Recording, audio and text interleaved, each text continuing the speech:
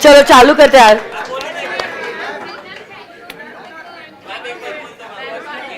बोला ना, अब बाद में, अभी चालू करते हैं क्लास। अभी नहीं, देख ना यार 11:45 हो गए। चालू करो।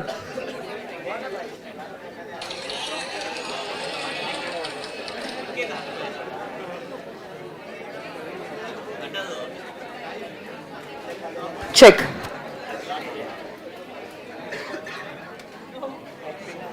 लाइव ऐप पे भी है ना? अच्छा ठीक है, okay. Very good morning to all of you all. Very good morning to all my virtual students also. And today is the last day where the lectures will be streamed on YouTube from Monday. Okay? So Sunday is a holiday. Okay.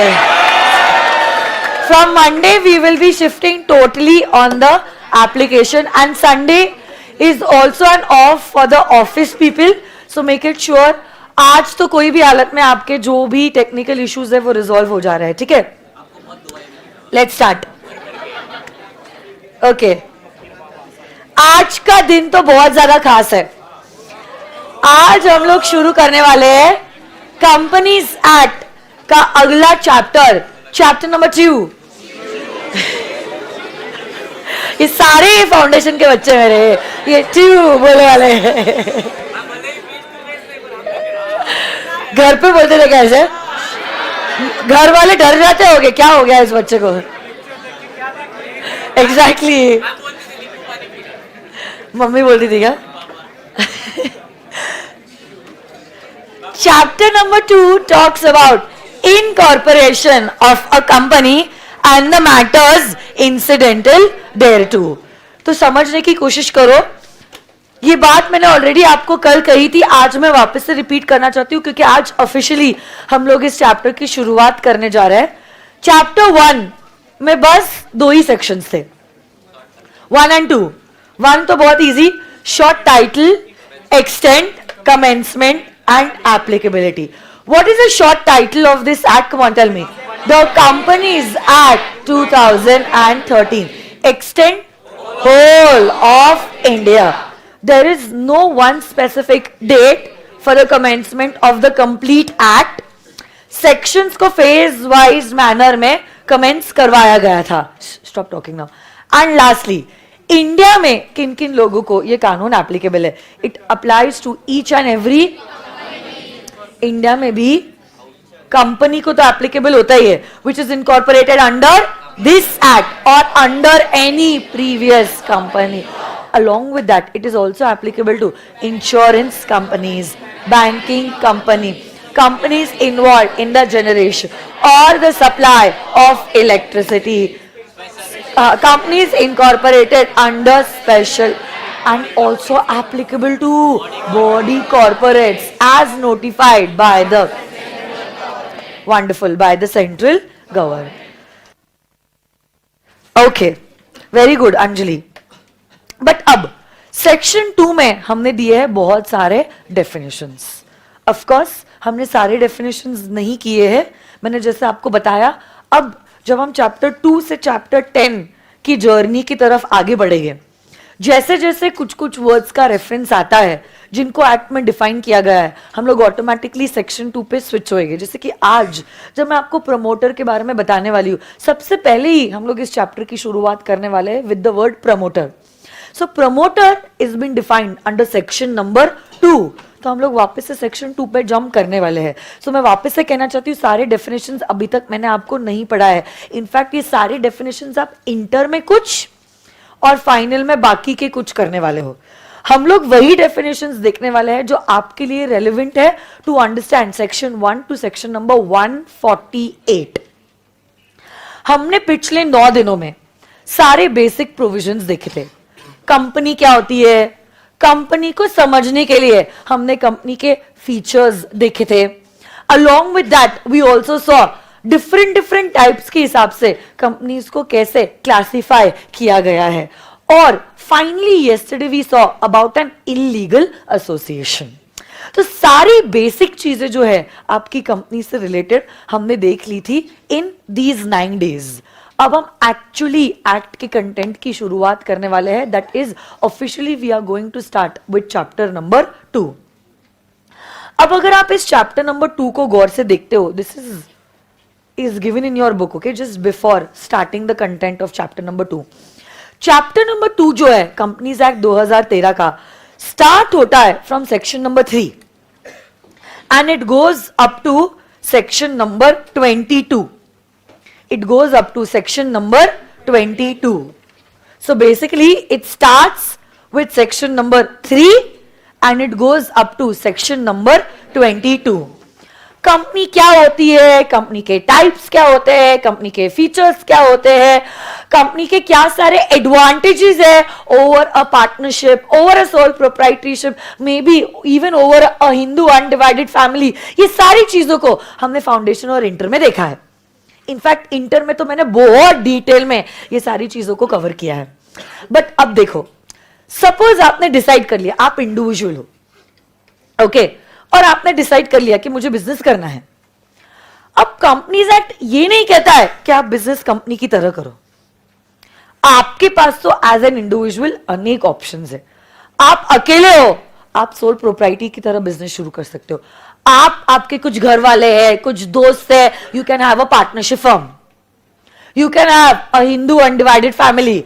अब improvised version है LLP, limited liability partnership, which is a combination of both a partnership firm and a private company. तो अब as an individual आपको खुद को decide करना है कि कौन से फॉर्म के द्वारा आप बिजनेस करना चाहते हो. इन दिनों में, पिछले कुछ दिनों में हमने देखे हैं कंपनी के फीचर्स. सो बेसिकली आपको पता होना चाहिए कि अगर मैंने कंपनी के रूप में बिजनेस किया तो इसके क्या इफेक्ट्स होने वाले हैं. तो मेंबर्स की लायबिलिटी लिमिटेड होती है, depending upon company limited by shares है या लिमिटेड बाय गारंटी है या अनलिमिटेड कंपनी है. मुझे पता होगा क्या हद तक मेरी लायबिलिटी लिमिटेड होती है. कंपनी में सेपरेशन होता है between ownership and the management. साथ साथ कंपनी का होता है perpetual succession. Company is an artificial person, company is different from the members, company is different from the directors. ये सारी चीजों के बारे में आपने अब जान लिया है.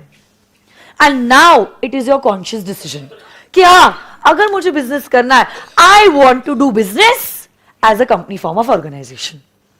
अब कंपनी तो पार्टनरशिप फर्म है नहीं. पार्टनरशिप में तो क्या, आज हमने और आपने डिसाइड कर लिया और तुरंत अगले ही पल हम क्या कर सकते हैं, बिजनेस करना शुरू कर सकते हैं. Because registration of partnership firm is not compulsory. Whereas अगर हम कंपनी को देखते हैं, my dear friend, company form of organisation का जन्म रजिस्ट्रेशन से ही होता है. मतलब इनकॉर्पोरेशन से ही होता है. आपने और मैंने डिसाइड कर लिया तो ऐसे ही हमारी कंपनी नहीं बनती है. We actually have to follow the process as laid down in the act and then the company is created.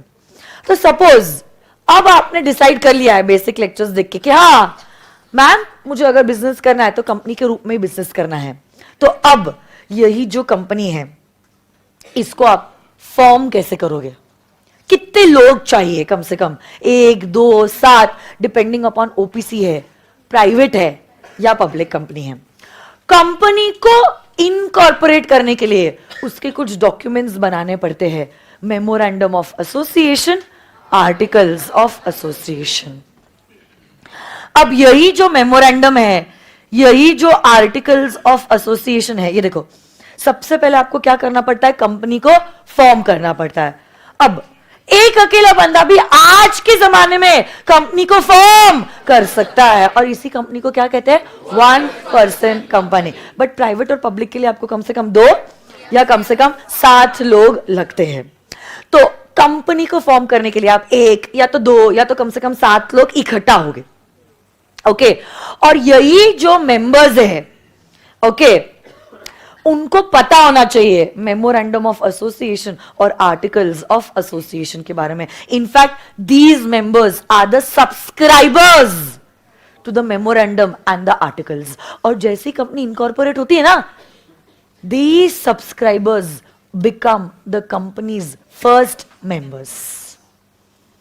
Suppose मैंने और आपने, हम 7 लोग हैं, मैं और आप 6 मिलकर एक पब्लिक कंपनी इनकॉर्पोरेट हमने करनी है. We will prepare the memorandum of association, article of association. Right now we will be called as the subscribers of the memorandum and article. But जैसे ही कंपनी इनकॉर्पोरेट हो जाती है ना, जैसे ही कंपनी इनकॉर्पोरेट हो जाती है, उसके बाद फर्स्ट सब्सक्राइबर्स बन जाते हैं कंपनी के फर्स्ट मेंबर्स. और हर कंपनी के 2 मेन डॉक्यूमेंट्स होते हैं, memorandum of association and the articles of association. Okay, memorandum और आर्टिकल्स में आप बहुत सारा कंटेंट लिखते हो. जैसे कि मेमोरेंडम में कंपनी का नाम और कंपनी का काम, ये 2 मेन चीजें होती हैं, नाम और काम. ऑफ कोर्स उसके अलावा भी दूसरी चीजें होती है, डिटेल में हम इसी यूनिट में देखने वाले हैं. बट सबसे 2 मेन चीज होती है, कंपनी का नाम और कंपनी का काम. और यही काम कंपनी करेगी कैसे? All the bylaws, basically internal management regulations और रूल्स लिखे जाते हैं कंपनी के आर्टिकल्स ऑफ एसोसिएशन में. ठीक है. और फिर अगर आप कंपनी की तरह इनकॉर्पोरेट हो रहे हो, क्या आपको कंपनीज एक्ट 2013 एप्लीकेबल हो गया?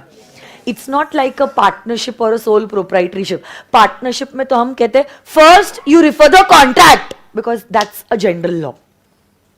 Only if your partnership deed is silent then you refer the act. कुछ याद है आप लोगों को? Indian contract act, sale of goods act and partnership act वो जनरल लॉज, जिसका क्या मतलब था, अगर आपका कॉन्ट्रैक्ट साइलेंट है तो ही आप एक्ट को रिफर करते हो. नहीं तो सबसे पहले प्रायोरिटी क्या होगी? You have to refer the contract, you have to refer the but companies act में ऐसा नहीं है. अगर आप कंपनी हो तो ऐसे केस में आपको सारे के सारे 470 सेक्शंस एप्लीकेबल हो जाएंगे. ऑफ कोर्स अगर आपको कुछ प्रिविलेजेस है, एग्जेम्पशंस है, तो आपको सारे सेक्शंस नहीं लगेंगे. But in general a company has to follow all the sections as are provided in the act, in the Companies Act 2013.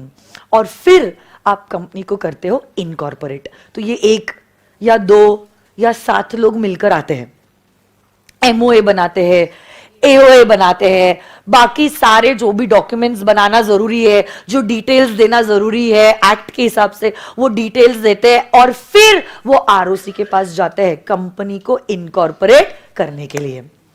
आपकी कंपनी कोई भी टाइप की हो सकती है, प्राइवेट हो सकती है, पब्लिक हो सकती है, लिमिटेड बाय शेयर्स हो सकती है, लिमिटेड बाय गारंटी हो सकती है, प्रॉफिट मेकिंग हो सकती है, चैरिटेबल ऑब्जेक्ट वाली भी कंपनी आप हो सकते हो, मतलब इनकॉर्पोरेट कर सकते हो, विच इज अ सेक्शन 8 कंपनी. और जैसे ही आपको सर्टिफिकेट ऑफ इनकॉर्पोरेशन मिल जाता है, आरओसी भी आपके कंपनी का नाम अपने रिकॉर्ड्स में रजिस्टर कर देती है, जिसके बाद a new child is born in the eyes of law. और ये जो बच्चा है वो है हमारा company form of organisation, which is an artificial person, जिसको आप सारे फीचर्स लग जाते हैं, टॉप क्लास, जिसके शेयर्स ट्रांसफरेबल है, जहां पे ओनरशिप और मैनेजमेंट में सेपरेशन, जिसका होता है परपेचुअल सक्सेशन. आज के जमाने में कॉमन सील ऑप्शनल, लायबिलिटी होती है लिमिटेड, पर्सन होता है आर्टिफिशियल, और share capital and separate legal. अब आपने एमओए एओए बना के कंपनी इनकॉर्पोरेट तो कर ली, but what is the effect of this MOA and AOA is given under section number 10. Company incorporate हो गई है, बट आप तुरंत बिजनेस कमेंस नहीं कर सकते हैं. इनकॉर्पोरेशन और कमेंसमेंट में थोड़ा सा गैप है. कमेंसमेंट के लिए 2 चीजों को कंप्लाई करना जरूरी है, जिसके बाद ही आप अपना बिजनेस कमेंस कर सकते हो. कमेंसमेंट के प्रोविजंस बताए. अब बताओ, अगर कंपनी इनकॉर्पोरेट हुई है, बिजनेस कर रही है, क्या ऑफिस होना जरूरी है? तो रजिस्टर्ड ऑफिस के बारे में अगला पॉइंट कहता है. अब हो सकता है आपका बिजनेस बढ़ते जा रहा है, You want to now expand your scope. You want to diversify. But जब आपने कंपनी इनकॉर्पोरेट किया था, क्लासिक एग्जाम्पल देती हूं मैं, एप्पल कंप्यूटर्स लिमिटेड जब इनकॉर्पोरेट हुआ था, एप्पल कंप्यूटर्स के मेमोरेंडम में काम एक ही था, to manufacture and sell computers. But बाद में उस कंपनी के डायरेक्टर्स ने सोचा, why only computers, we want to increase the scope of our company. हमें आईपैड्स भी बनाने हैं, आईपॉड भी बनाना है, आईफोन भी बनाना है, आई वॉच भी बनाना है, एयरपॉड्स भी हमें बनाना है. They wanted to expand their scope and not limit themselves only to manufacture computers. But MOA जो हमने ऊपर बनाया था ना, ये सेक्शन नंबर 4 में, वो एमओए में तो काम लिखा है, नाम था एप्पल कंप्यूटर्स लिमिटेड, और काम था only to manufacture and sell computers.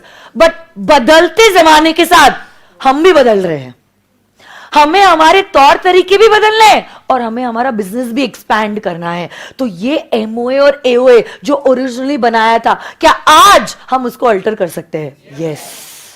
तो इसी एमओए और इसी एओए को अल्टर करने के लिए क्या प्रोसेस होगा, क्या स्टेप्स फॉलो करने होंगे, वो दिया गया है इन 13 एंड 14 रिस्पेक्टिवली.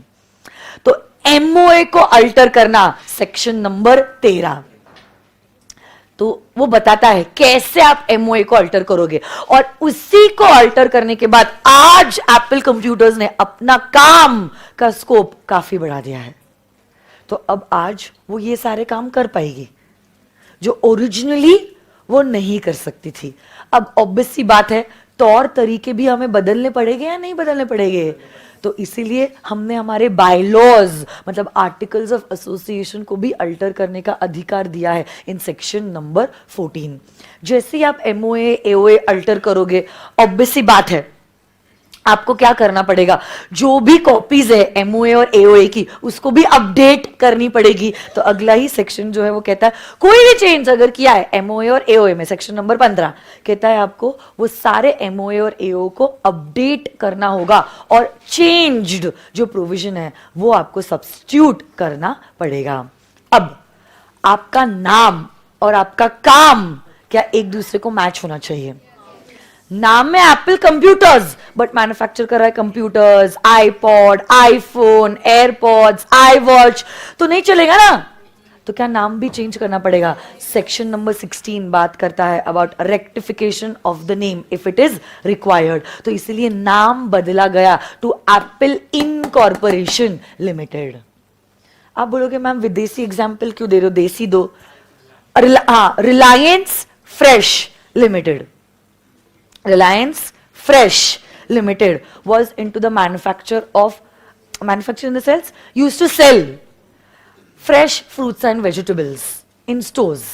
तो जैसे अपना अभी सब्जी मंडी है, फ्रूट्स की मंडी है, ये सिटी एरिया में, मार्केट यार्ड में, रिलायंस फ्रेश ने क्या किया, सुपरमार्केट्स जैसे होते हैं वैसे टाइप के fresh fruits and fresh vegetables के लिए दुकानें खोली.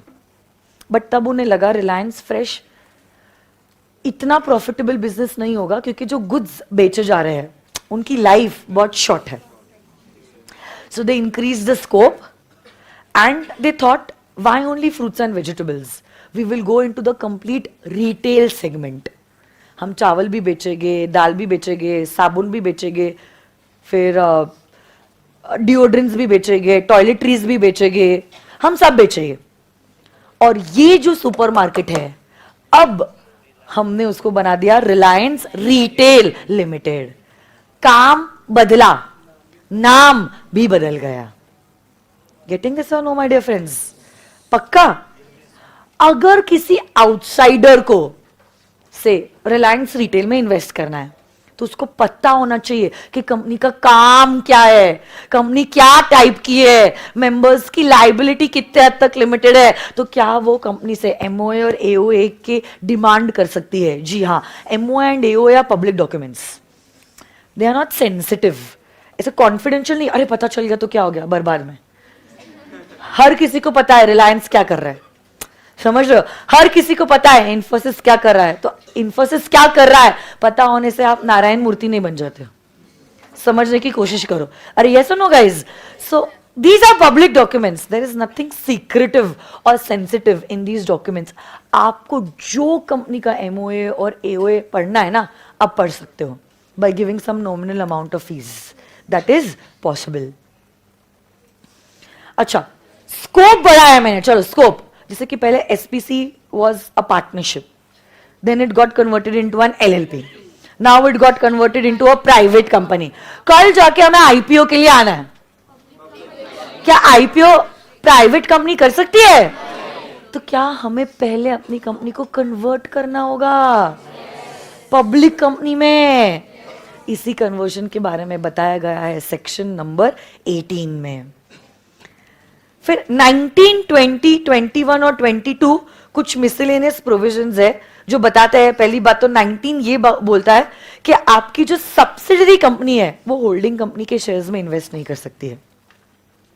It's the holding company who has control over the subsidiary. वापस से सब्सिडरी होल्डिंग कंपनी में इन्वेस्ट नहीं कर सकती. 20 बात करता है सर्विस ऑफ डॉक्यूमेंट्स. अगर कंपनी को अपने मेंबर्स से बातचीत करनी है, मेंबर्स को कंपनी से बातचीत करनी है, तो कैसे ये डॉक्यूमेंट को सर्व किया जाता है. 21 बात करता है ऑथेंटिकेशन के बारे में. कंपनी आर्टिफिशियल पर्सन है या नेचुरल पर्सन है? मतलब वो एक कठपुतली है. जरूर कंपनी के नाम पे ट्रांजैक्शंस होते हैं, बट कंपनी क्या खुद ट्रांजैक्शंस करती है? करवाए जाते हैं उसके नाम पे ट्रांजैक्शंस. तो ऑब्वियस सी बात है, खुद कंपनी तो साइन नहीं करती है. कौन करेगा कंपनी के नाम के डॉक्यूमेंट्स को ऑथेंटिकेट? वो दिया है सेक्शन नंबर 21. इतना इजी भी नहीं है, उसके भी बहुत सारे बच्चे हैं. कॉमन सील है, कॉमन सील नहीं है, कंपनी सेक्रेटरी है, कंपनी सेक्रेटरी नहीं है. डिपेंडिंग ऑन दैट, दो डायरेक्टर्स विद सील और डायरेक्टर्स विद कंपनी सेक्रेटरी, अलग अलग परमिटेशन कॉम्बिनेशन है. Depending upon two things, whether the company has a common seal और not and the company has a company secretary or not. तो वो हम 21 में डिटेल में देखेंगे. और लास्ट, अगर कंपनी को bills of exchange, promissory note, cheques को अगर नेगोशिएट करना है, इशू करना है, बनाना है, तो फिर कौन करेगा? कंपनी के नाम पे. बिकॉज कंपनी क्या अपने नाम पे एसेट्स बना सकती है? अपने नाम पे क्या लायबिलिटीज इनकर कर सकती है? अब ऐसे केस में अगर अपने नाम पे कंपनी लायबिलिटीज इनकर कर सकती है, अपने नाम पे अगर एसेट्स बना सकती है, तो ऐसे केस में my dear friends what happens is company can open a bank account in its own name. Company can issue checks in its own name, and that is why, my dear friends, you should know who is going to execute all these negotiable instruments in the name of the company, जो बताया गया है section number 22 में. So basically section number 3 से लेकर section number 22 इन्हीं सारी चीजों के बारे में बात करता है. Basically relating to incorporation. So basically chapter का नाम ही अपने आप में क्लियर है, incorporation and all the matters incidental thereto. तो ये पूरा चैप्टर 2 का जो जर्नी है, it is talking and revolving around all these things कि कंपनी को इनकॉर्पोरेट कैसे करते हैं, और इनकॉर्पोरेशन से रिलेटेड जो छोटी छोटी बातें हैं उसी के बारे में दिया गया है under chapter number 2. Okay, section number 3 से लेकर section number 22 is chapter number 2 relating to incorporation of a company and the matters incidental thereto.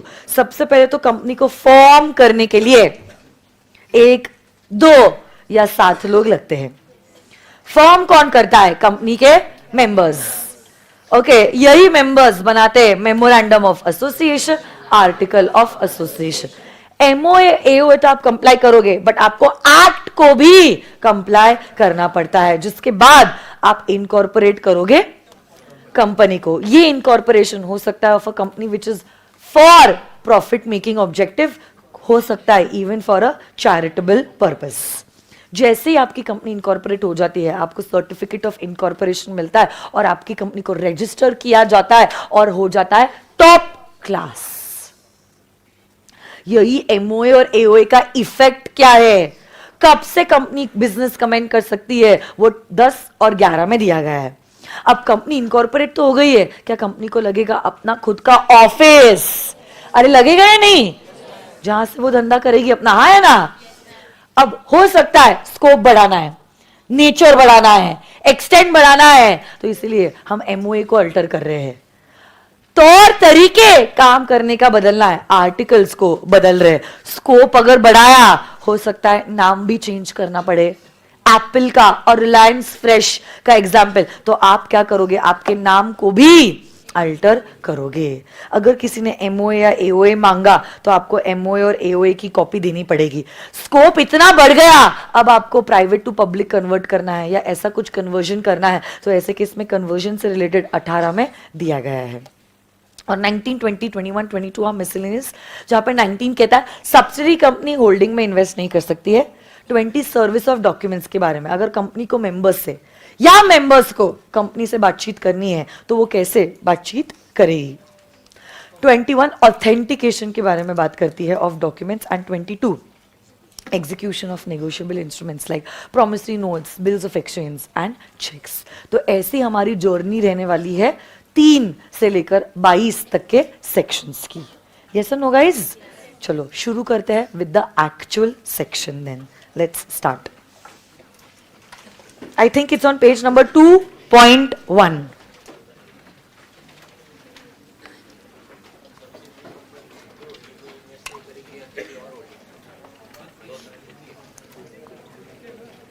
आने दो ना सेक्शन 19 पे, बहुत टाइम है उसको। ये तो सिर्फ मैंने हल्की सी झलक दी है कि कौन से सारे सेक्शंस आपको पढ़ने हैं in this particular chapter. Section थोड़ी ना पढ़ा है मैंने, अभी तक एक भी सेक्शन नहीं पढ़ाया आपको। आ जाइए यहां पर, कहां पर? यहां पे पेज नंबर 2.1।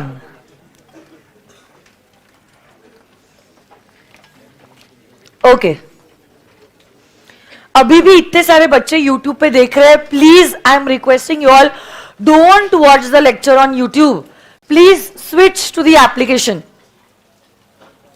मंडे से आप क्या करोगे फिर बेटा? ऐसे मत कीजिए, अच्छे बच्चे हो ना आप, एप्लीकेशन पे देखो लेक्चर, YouTube पे मत देखिए प्लीज।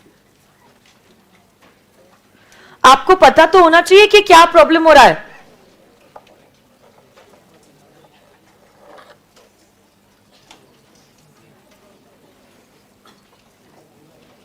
ओके, पार्ट्स में बाद में लिखाती हूं, ये जो मैंने आपको बताया वो बाद में लिखाती हूं, पहले आप समझ लो हम लोग क्या पढ़ने वाले हैं। सी, बहुत सारी चीजें अब मैं आपको बताने वाली हूं, and all these things are linked to each other. So I really request you all to pay attention. Everyone, firstly, please sit straight like good children. चलो अच्छे बच्चों की तरह बैठो and suspend whatever you all are doing. अब देखो, one day when Ratan Tata was traveling,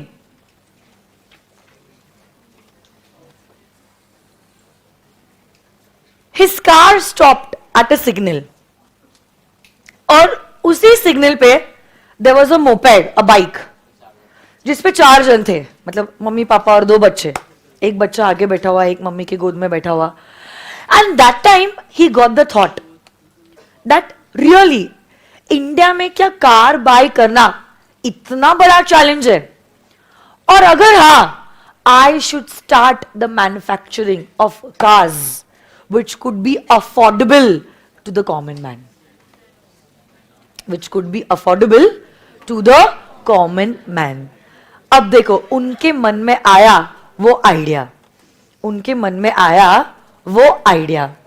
अब जैसे आइडिया आया, अब तो उन्हें रुकना नहीं था. Now he started to take all those actions which were necessary in order to incorporate the company. सबसे पहले क्या आया दिमाग में? आया वो आइडिया, दिमाग में आया वो आइडिया. और जैसे ही वो आइडिया आया, what did he start to do? He started to take all those actions which were necessary in order to incorporate the company, जो हम इस चैप्टर में देखने वाले हैं. कंपनी का मेमोरेंडम बनाना, आर्टिकल बनाना, कम से कम 2-7 लोगों का होना in order to incorporate a private or a public company as the case may be. बस कंपनी इनकॉर्पोरेट कर ली, तुरंत बिजनेस तो शुरू नहीं कर पाएंगे क्योंकि कंपनी को काम करने के लिए लगते हैं बहुत सारे पैसे। सही या गलत? लैंड खरीदने के लिए, हैवी प्लांट एंड मशीनरी खरीदने के लिए, स्टाफ को रिक्रूट करने के लिए, अरे पैसे लगेंगे या नहीं लगेंगे? तो फंड्स इकट्ठा करना, यही फंड से अब अपनी फैक्ट्री को सेटअप करना, और अब जैसी फैक्ट्री सेटअप होती है और हमारे गुड्स बनते हैं, अब हम कह सकते हैं कि हम हमारे पैरों पे खड़े हो चुके हैं और गुड्स को बेच के अब हम बिजनेस करेंगे। So basically now we have started to commence our business. तो उस जमाने में या उस वक्त के लिए हम कह सकते हैं कि रतन टाटा जो है वो थे इस कंपनी के प्रमोटर, वो थे इस कंपनी के प्रमोटर। बेसिकली जब कभी भी नए कंपनी की शुरुआत होती है, नए कंपनी की, तो धीरे धीरे हम लोग देखने वाले हैं what about existing companies and everything. अभी तो हम लोग स्क्रैच से शुरू कर रहे हैं। जब कभी भी नए कंपनी की शुरुआत होती है, जिस पर्सन को इस कंपनी के बारे में आइडिया आया, हर वो कोई स्टेप किया उस कंपनी को इनकॉर्पोरेट करने के लिए, फंड्स रेज करवाए और कंपनी का बिजनेस कमेंस किया। एंड ऑब्वियसली अगर मैं कोई कंपनी की फाउंडर होती हूं ना, I always have a stake in that company. तो जैसे कि अगर सर ने और मैंने एसपीसी प्राइवेट लिमिटेड इनकॉर्पोरेट किया, maybe we are the shareholders also as well as the directors of the company. तो ऑब्वियसली बात है, अगर किसी पर्सन का सपना है कोई चीज करना, वो दूसरे के हवाले नहीं कर देता इतने आसानी से। He has the holding also as well as management powers also. Okay, ऐसे व्यक्ति को कहते हैं as the promoter of the company. ऐसे व्यक्ति को क्या कहते हैं? As the promoter of the company. So basically my dear friends, उस जमाने में हम कह सकते हैं कि रतन टाटा जो है वो है इस कंपनी के प्रमोटर, वो है इस कंपनी के वो है इस कंपनी के बेसिकली ऐसा कोई भी व्यक्ति, nobody is going to write down anything, writing part will be done later on, पहले आप सिर्फ सुन लो। कोई भी ऐसा व्यक्ति, a person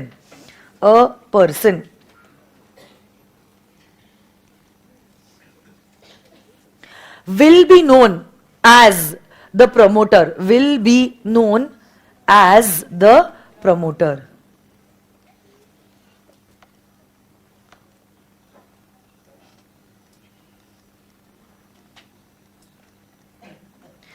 When will this person be known as the promoter? When he gets a business idea. जिस दिन वो उस सिग्नल पे खड़े थे और उन्होंने उस फैमिली को उस मोपेड पे देखा, उनके दिमाग में वो आइडिया आ गया कि now I should be manufacturing a car which could be affordable by the common man. वो रेवोल्यूशनरी थॉट ही आना, उसी समय से हम कह देते वो बंदा इस कंपनी का प्रमोटर बन गया है। Okay, so basically this person, he gets a business idea. He gets an idea. अब आइडिया आया, क्या बात खत्म हो जाएगी? अरे आइडिया आया, क्या बात खत्म हो गई? थॉट आया, क्या भूल गए रतन टाटा जी? And then what did he do? He took all the necessary steps which were necessary to incorporate a company. So basically he decides to form an business organization, and this business organization is in the form of a company. तो आपको पता होना चाहिए, soul प्रोप्राइटरीशिप के रूप में business किया तो क्या गुड क्या बैड, पार्टनरशिप के रूप में बिजनेस किया क्या गुड क्या बैड, एलएलपी के रूप में बिजनेस किया क्या गुड क्या बैड, और अगर कंपनी के रूप में बिजनेस किया, आइडिया आ गया, बट अभी तक ये थोड़ी ना डिसाइड हुआ है sole proprietorship, partnership, LLP, company, private company, public company, OPC, अभी तक ये थोड़ी ना डिसाइड हुआ है। बस इतना थॉट आया है, I want to manufacture a car in India which could be affordable by the common man, and then we decide, gets an idea and then decides to form an organization. And this organization that we are going to learn in this whole act is in the form of a company. Is in the form of a company. अगर वो partnership सोचते तो partnership act apply हो जाता, LLP सोचते तो LLP act apply हो जाता. आज उन्होंने क्या सोचा है, ये बिजनेस वो करना चाहते in the form of a company, form of organisation. और अब क्या, एक बार डिसाइड कर लिया करना क्या है और किस फॉर्म में करना है.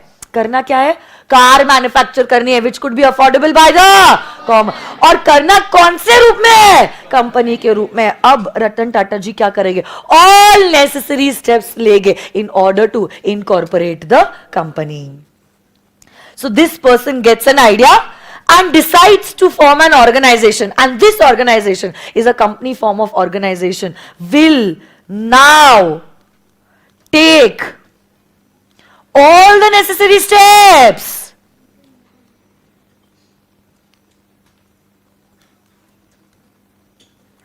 to incorporate the company.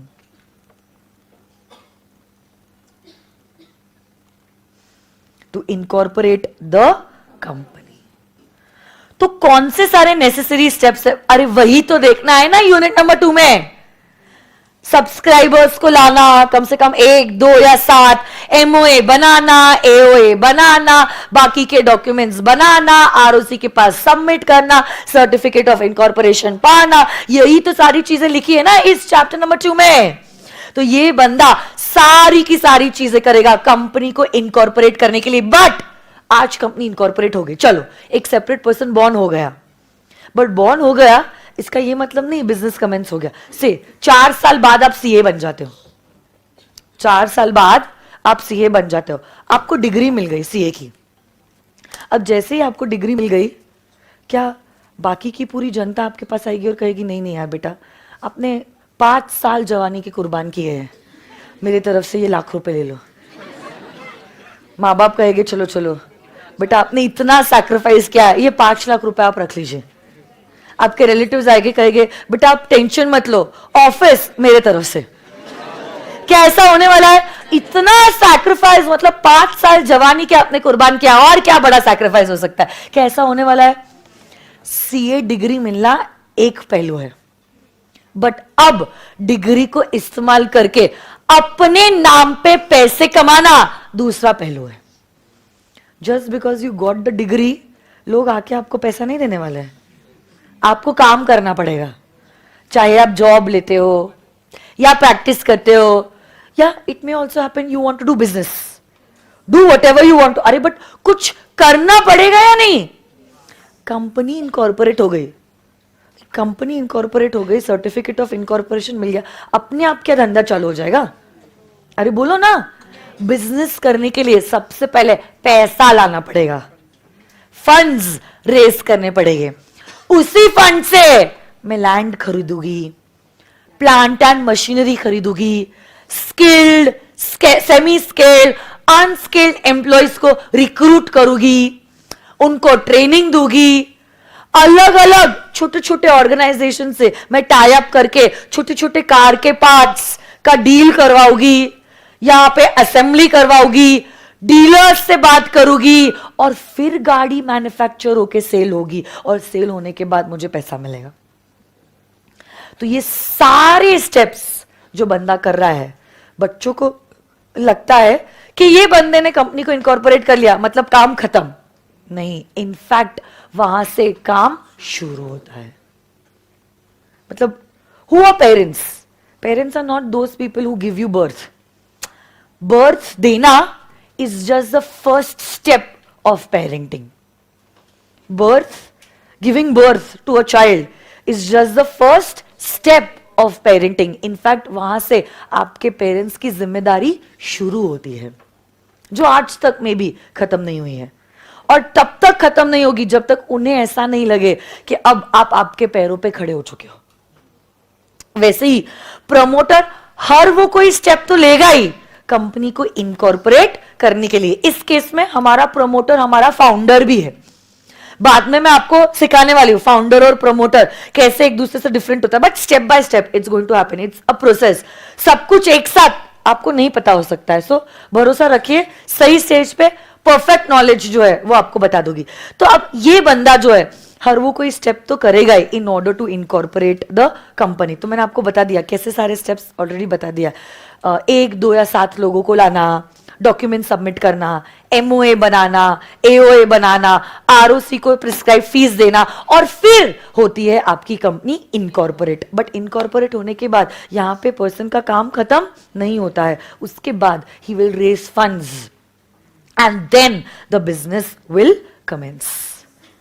He will incorporate the company, he will raise the funds, and then the business will commence.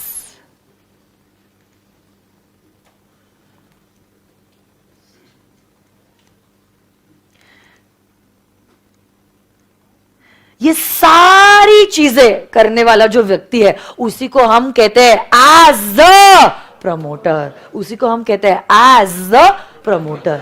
But अब देखो, हो सकता है सचिन बंसल और बिन्नी बंसल ने सोचा कि उन्हें ऐसा कुछ ऑनलाइन प्लेटफॉर्म बनाना है। हर वो कोई स्टेप्स किए कंपनी को इनकॉर्पोरेट करने के लिए, फंड्स रेज करने के लिए, बिजनेस को कमेंस करने के लिए, तो मान लिया चलो उस टाइम के वो कंपनी के प्रमोटर थे। बट आज देखो, समझने की कोशिश करो, promoter and these people were also the founders and are the founders and will always remain the founders. Founder मतलब नाम में लिखा है जो कंपनी को बनाता है, फॉर्म करता है, जिसने सोचा था कि मुझे ऐसा कुछ करना है और किया है through a company form of organisation. तो आप 100 साल बाद भी पूछोगे ना कि फ्लिपकार्ट के फाउंडर कौन है, आपका जवाब एक ही होने वाला है, सचिन बंसल एंड बिन्नी बंसल। नहीं आई बात समझ में? आप पूछोगे गूगल इनकॉर्पोरेशन के फाउंडर कौन है, लैरी पेज। कोई भी एग्जाम्पल ले लो यार, इंफोसिस लिमिटेड के फाउंडर कौन है, नारायण मूर्ति। रिलायंस इंडस्ट्रीज लिमिटेड के फाउंडर कौन थे, Dhirubhai Ambani. Did you understand? But now my dear friends, जब हम कंपनीज एक्ट की डेफिनेशन देखते हैं, मैंने आपको पहले भी कहा था कानून की दुनिया अपनी दुनिया होती है, ये अपने सपने खुद सजाता है और अपनी दुनिया खुद बसाता है। ये जो कंपनीज एक्ट की डेफिनेशन है वो प्रमोटर को कुछ अलग तरीके से डिफाइन करती है, और क्यों डिफाइन करती है उसके पीछे भी एक मकसद है। इनिशियली मैंने आपको बताया था शब्द एक है माइनर, बट अलग अलग एक्ट्स में माइनर शब्द को अलग अलग तरीके से डिफाइन किया गया है। इंडियन कॉन्ट्रैक्ट एक्ट में कहा है माइनर मीन्स अ बच्चा who has not completed 18 years of age. Marriage से रिलेटेड कहा है minors can not get married and you are a minor till you are 21 years of age. Voting के लिए कहा है all majors have the right to vote means a minor can not vote and you will be considered as a minor if you have not completed 18 years of age. 3 अलग अलग कानून में minor को 3 अलग अलग तरीके से डिफाइन किया गया। शब्द एक ही है बट उसके मतलब 3 अलग अलग कानून में क्या अलग अलग है, और लेमैन लैंग्वेज में माइनर कुछ और ही हो सकता है हमारे लिए। समझने की कोशिश करो, but listen to me very carefully. हर एक्ट में जब हमने माइनर शब्द को डिफाइन किया, हमने एक्ट के ऑब्जेक्टिव को मद्देनजर रखते हुए उस शब्द को डिफाइन किया। हम ऐसे लिटरल वे में कंपेयर नहीं कर सकते। मतलब क्या सरकार ऐसा कहना चाहती है कि भाई आप देश तो चला लोगे 18 पे बट घर नहीं चला पाओगे 18 पे? क्या ऐसा मतलब होता है सरकार का? हाँ, ऐसा मतलब नहीं होता है। ओके, अलग अलग ऑब्जेक्टिव के हिसाब से हमने शब्द को अलग अलग तरीके से डिफाइन किया, और जब हमने कंपनीज एक्ट में प्रमोटर वर्ड को डिफाइन किया है, हम डेफिनेशन के पीछे एक मकसद रखते हैं, और मकसद ये था कल जाके अगर इस कंपनी में कुछ भी कांड हुआ ना तो ये वो बंदा है जिसको हम सजा देने वाले हैं, ये वो बंदा है जिसको हम सजा देने वाले हैं। इसलिए हर बार हम ये नहीं कह सकते कि फाउंडर ही प्रमोटर रहे। रिलायंस इंडस्ट्रीज लिमिटेड के फाउंडर अग्रीड धीरूभाई अंबानी हैं, बट आज क्या धीरू भाई अंबानी है? कल जाके रिलायंस में कुछ कांड होगा, हम क्या धीरू भाई अंबानी को जेल भेजेंगे? अरे बोलो ना, हम किसको जेल भेजेंगे? Mukesh Ambani. Because now we are going to look into the definition of a promoter. और अब आप जानोगे आज की current promoter according to the definition of companies act 2013. मैं लेमैन लैंग्वेज की डेफिनेशन की बात नहीं कर रही हूं. Now we have stepped into the world of the companies act 2013. उसके हिसाब से मैं डेफिनेशन की बात करूं तो आप इसमें क्या लिखा है, उसमें क्या लिखा है, लेमैन लैंग्वेज में हमारी क्या समझ है, उससे आप कंपेयर मत करो, बावले हो जाओगे आप. Okay, you have to step into the shoes of law. You can't bring law into your world. Okay, so don't apply your morals, don't apply your principles in the world of law. What you feel may not be the law. And ethics is not at all law. ठीक है? Yes or no, guys? तो अब देखो, Who is the promoter according to the Companies Act 2013? सबसे पहली बात तो this is according to the definition under the Companies Act 2013. तो अगर मैं ये प्रमोटर की बात करती हूं, ओके, as defined मतलब कौन सा सेक्शन होगा? Under section 2 clause 69. प्रमोटर की डेफिनेशन में लेमैन लैंग्वेज के हिसाब से नहीं बोल रही हूं, मैं बोल रही हूं किसके हिसाब से? According to the companies act 2013. कहता है एनी पर्सन.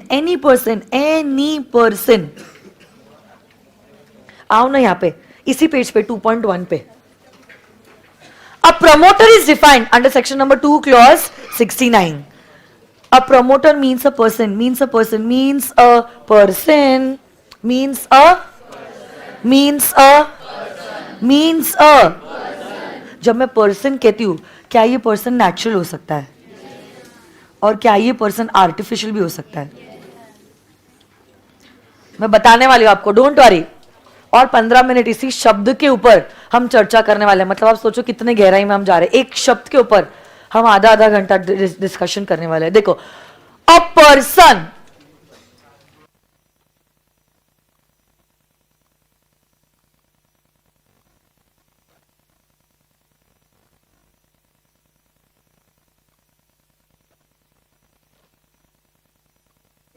आपको फैन का या एसी का कुछ भी इशू है ना, मेरे को ना बोलते हो, आप अमर को डायरेक्टली बोल सकते हो. अमर तू क्लास पे ध्यान देना यार. अभी ठीक है, झगड़ो मत.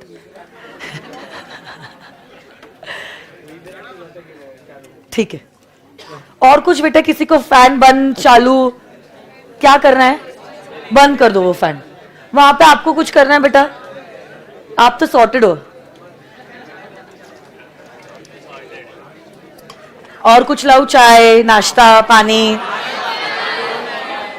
पॉपकॉर्न, पिक्चर भी दिखा देती हूँ, पेपर भी आपके लिए मैं ही लिख देती हूँ. इतना क्यों कष्ट कर रहे हो?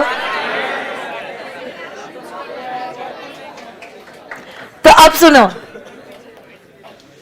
पहली बात तो, a promoter can either be a natural person और an artificial person who has been named in the prospectus as the promoter or who has been identified in the annual return as the promoter. Annual return is a provision that you will learn in chapter number 7 section number 92 जिसमें एक form होता है MGT 7 और इसी MGT 7 में आप ROC को declare करते हो. कंपनी का प्रमोटर कौन है, कंपनी के डायरेक्टर्स कौन है, कंपनी के शेयर होल्डर्स कौन है, कंपनी के डिवेंचर होल्डर्स क्या है और इनके शेयर होल्डर, इनकी पैटर्न क्या है. ये सारी चीजों के बारे में आप MGT 7 में लिखते हो. हर साल MGT 7 आपको सबमिट करना पड़ता है ROC को with in 60 days of your annual general meeting का कंक्लूजन. सो बेसिकली जो बंदे का नाम आपने आपके एनुअल रिटर्न में दिया है एज अ प्रमोटर, आपको अपना दिमाग लगाना ही नहीं है, उसी बंदे को कहेंगे एज द प्रमोटर. या जिस बंदे का नाम आपने लिखा है as a promoter in your company's prospectus, will be considered as the promoter. अच्छा, एक सवाल मेरा है आगे जाने के पहले. यहां पे लिखा है promoter means any person. A promoter means any person. Agreed. It could be natural or artificial person. But can there be more than one person who is called as the promoter of the company? Yes. How come you came to the conclusion yes? Okay, fine. आपने example से conclusion पाया कि Flipkart private limited के जब company incorporate हुई थी तब सचिन बंसल और बिन्नी बंसल दोनों थे कंपनी के प्रमोटर्स. ऑफ कोर्स फाउंडर तो थे ही, और प्लस वो उस टाइम पे प्रमोटर भी थे. दोनों का आइडिया था मिलकर, दोनों ने हर वो कोई स्टेप किया ताकि कंपनी इनकॉर्पोरेट हो जाए. दोनों ने मिलकर फंड्स रेज किए और दोनों ने मिलकर उस कंपनी को ऐसे स्टेज पे लाया कि कंपनी अपना बिजनेस कमेंस कर सकती है. एक से ज्यादा बंदा है. बट अब सवाल होता है, मैम लीगली बताओ, लीगली कि कैसे एक से ज्यादा हो सकता है, क्योंकि यहां पे तो पर्सन लिखा है. देखो मैं आपको और एक एक्ट पढ़ाने वाली हूं, general clauses act. General clauses act का सेक्शन नंबर 13 जो है ना, सेक्शन नंबर 13, वो दो चीजों के बारे में बात करता है. बहुत इंपॉर्टेंट है सेक्शन नंबर 13. फर्स्ट एस्पेक्ट जिसके बारे में बात करता है सेक्शन नंबर 13, वो ये है, the masculine gender includes the females and vice versa, and singular includes plural and vice versa. देखो हमने कुछ सेक्शंस किए हैं, जैसे कि हमने सेक्शन नंबर 8 किया है. ओके किया है या नहीं? तब मैंने आपको ना सेक्शन नंबर 8 जब हमने किया था, इसी चैप्टर में है सेक्शन नंबर 8. सेक्शन नंबर 8 में, हाँ ये रहा, ये सेक्शन नंबर 8 हमने किया था. तब हमने फाइन और पेनाल्टी का भी डिफरेंस देखा था. अरे देखा था या नहीं देखा था?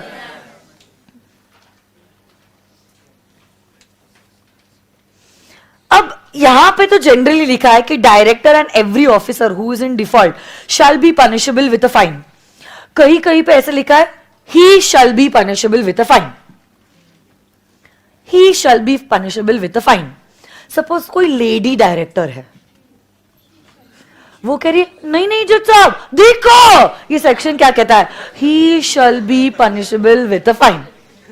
मतलब ये सेक्शन तो मेरे को अट्रैक्ट ही नहीं करता है. कल जाके कुछ कांड भी अगर मैंने किया तो मेरे को फाइन नहीं लगेगा या मेरे को जेल नहीं होगी, वही डायरेक्टर्स को जेल होगा या वही डायरेक्टर्स को फाइन लगेगा जो मेल डायरेक्टर्स है. देखो देखो, he shall be punishable with fine, he shall be sent to jail.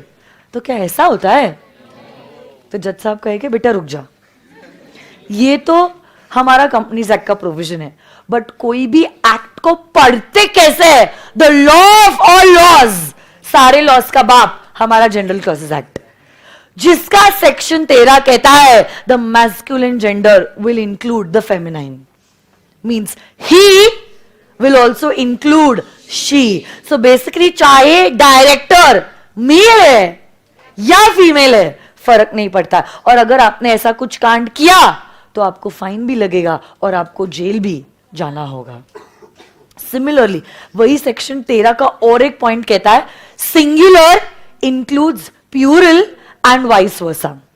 भले ही यहां पे लिखा हुआ है प्रमोटर की डेफिनेशन में that the promoter is a person, is a person, is a person. Person includes persons. Person singular है, पर्सन्स प्लूरल मतलब एक अनेक. तो basically even if it is written person, it also includes person.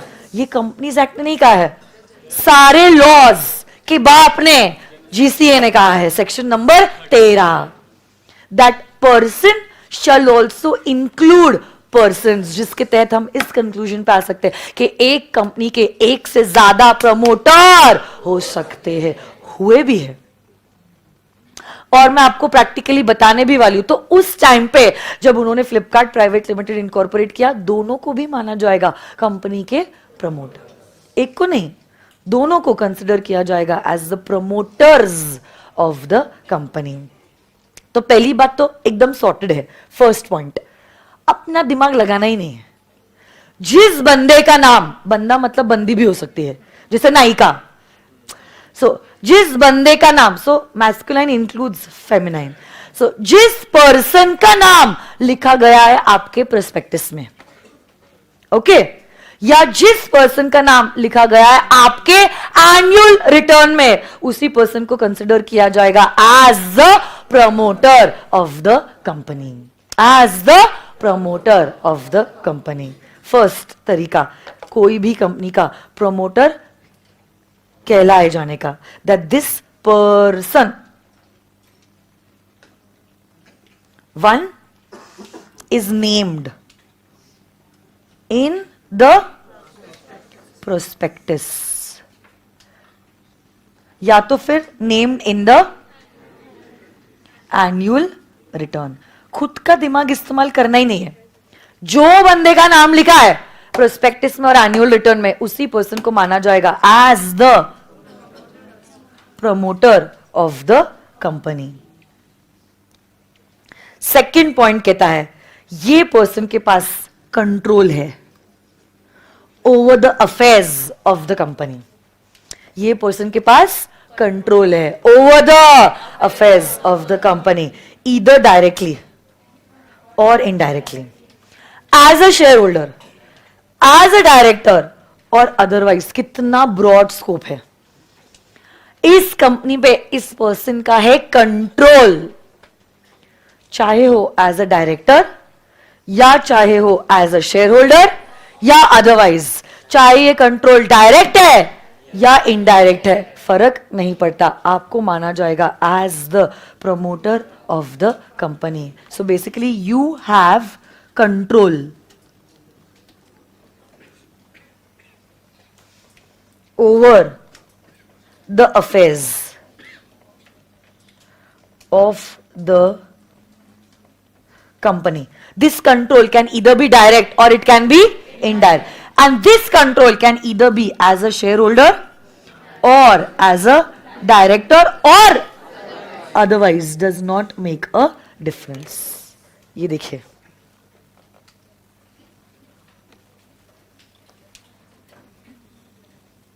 एक company के बारे में मैं आपको बताना चाहती हूँ, रिलायंस इंडस्ट्रीज लिमिटेड। सर्च, ये देखो रिलायंस इंडस्ट्रीज लिमिटेड का पूरा डेटा आपके आंखों के सामने, ठीक है, ये सब ठीक है, करंट प्राइस 2530, हाई लो, ठीक है, इससे हमारा लेना देना नहीं है, आप इधर आओ, पियर कंपटीशन, ठीक है, profit and loss account, balance sheet, cash flow ratio, share holding pattern. अब देखिए, आप यहां पे देखिए रिलायंस इंडस्ट्रीज लिमिटेड के प्रमोटर्स कौन है। अब अगर आप देखोगे एक से ज्यादा प्रमोटर्स है, ये देखिए एक से ज्यादा, और ये एक से ज्यादा में आपको दिख रहा है कुछ नेचुरल है और कुछ पर्सन का, इंडिविजुअल पर्सन का है क्या, नेचुरल पर्सन का है क्या। Promoter means a person, promoter means अ, लिखा है promoter means a natural person, person could be natural और आर्टिफिशियल। इसमें आपको ना अंबानी, हाँ ये देखो, ये रहा मुकेश अंबानी, उनकी बाइक, मतलब बीवी, उनकी जो बीवी है, बाइको मतलब बीवी होता है मराठी में, नीता अंबानी, ईशा उनकी बेटी, आकाश और अनंत उनके 2 लड़के, ऑल दीज। क्या हुआ, अभी है ना, अभी है ना, ये है अकॉर्डिंग टू 2022 होगा, ये June 2022। So we are not looking into previous ना, we are looking into latest. Last column देखो, जून 2022, अभी कहां गया अनंत,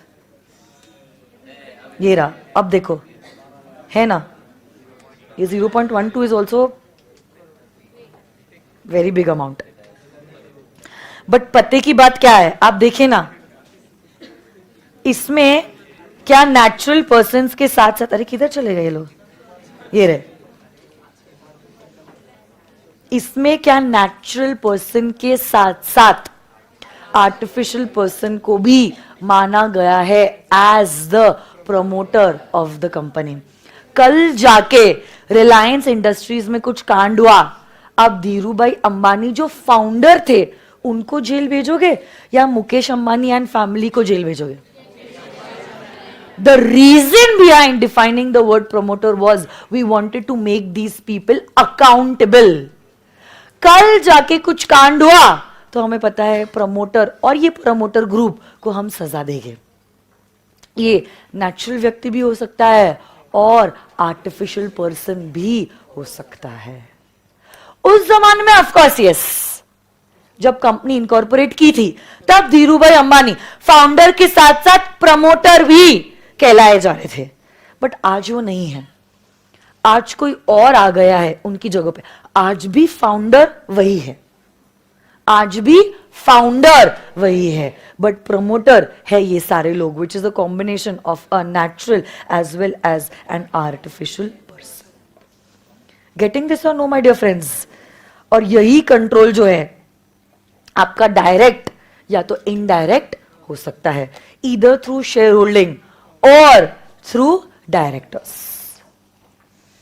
और समटाइम्स देखो यहां पे सब जगह और लिखा है, मतलब सब कंडीशन पूरे करने या एक आधा भी कर दिया तो माना जाएगा आप प्रमोटर हो। और last, in accordance with whose advice, directions or instructions the board of directors of the company is accustomed to act.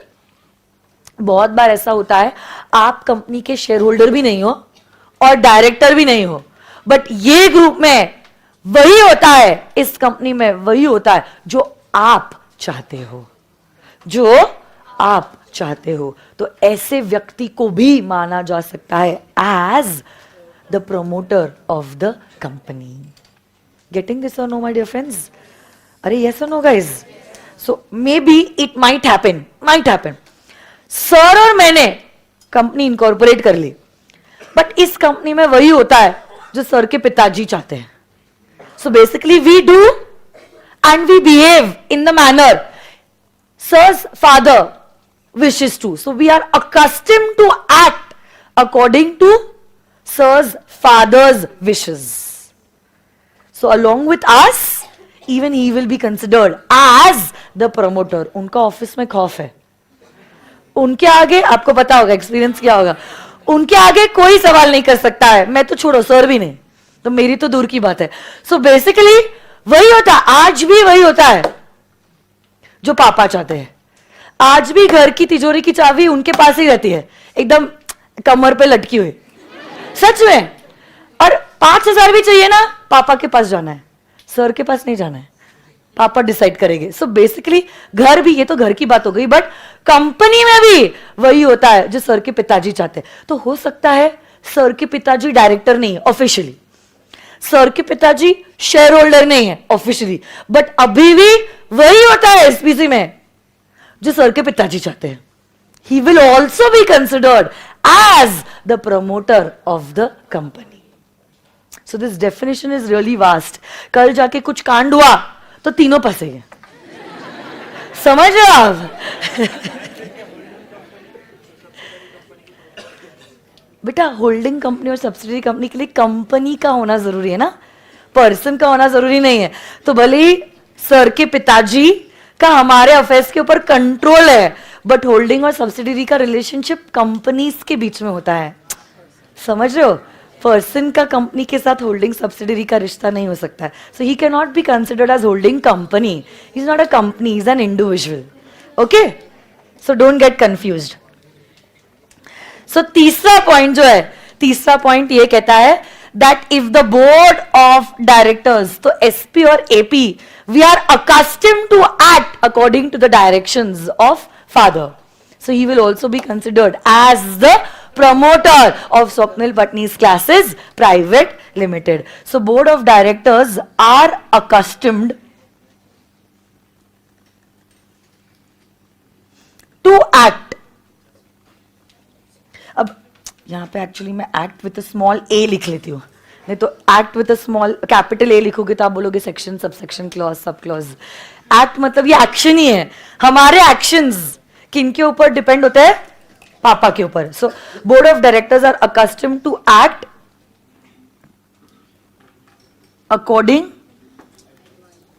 To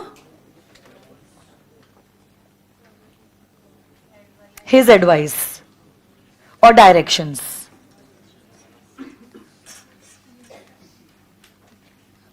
Then in that case he will also be considered as the promoter of our company. Getting this or no, my dear friends? Sure. 100%. क्या promoters बदल सकते हैं? Of course yes, बदल सकते हैं. हाँ या ना? और आज के दिन पे उस कंपनी को कौन कंट्रोल कर रहा है? तो ऑब्वियसली बात है, उसी व्यक्ति को सजा होगी.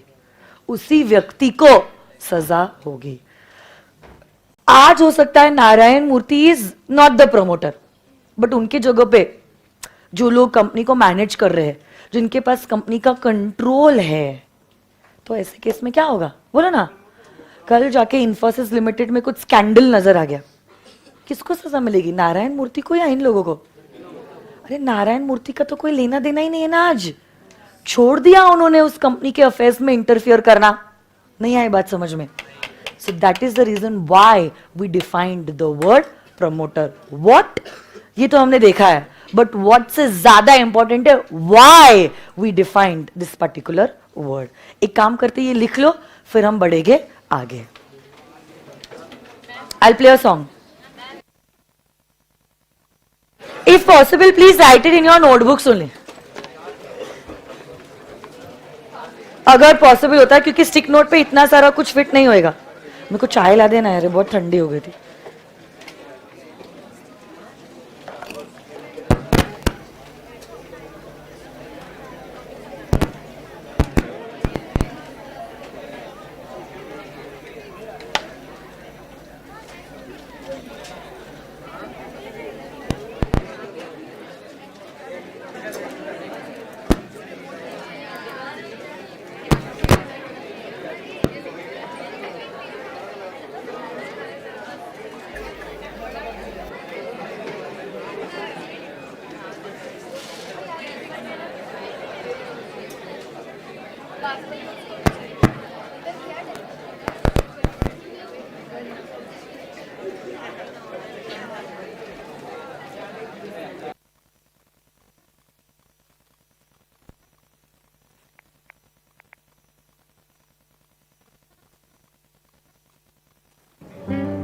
प्रोफाइल्स तो मैच हो गए.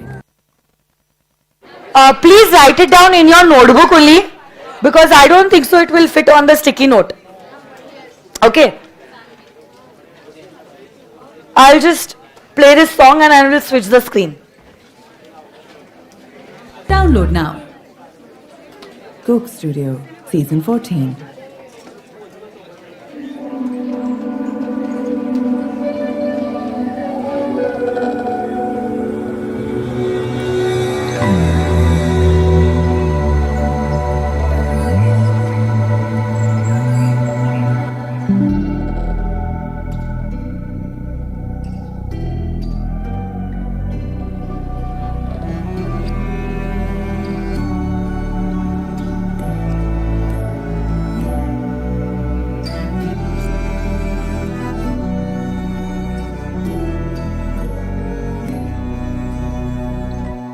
दिख रहा है?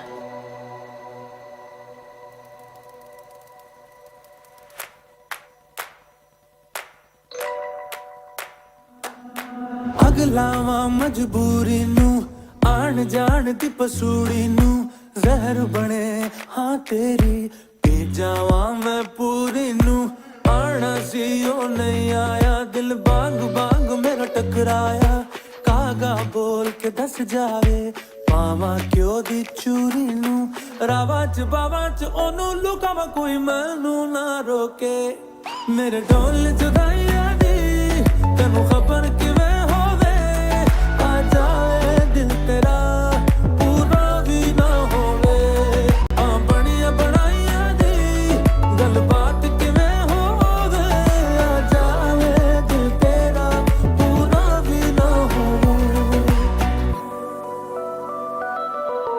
भूल गई मजबूरी नू दुनिया दी दस्तूरी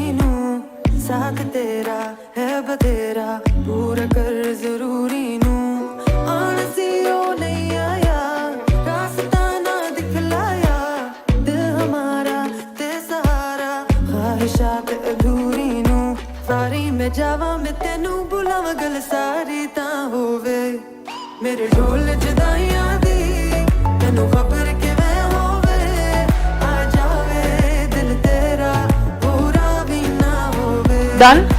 बड़ियां बढ़ाइयां दी गल बात किवें होवे आ जावे दिल तेरा पूरा भी ना होवे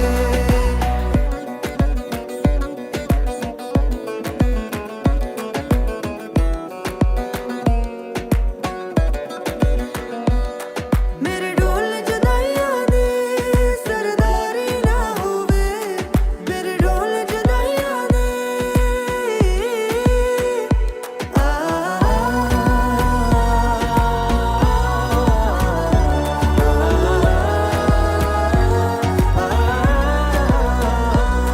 मेरे ढोल जुदाइयां दी सरदारी ना होवे दिलदारां दी सब यारां दी आज़ारी ना होवे दिलदारां दी सब यारां दी आज़ारी ना होवे आ चले लेके तुझे है जहां सिलसिले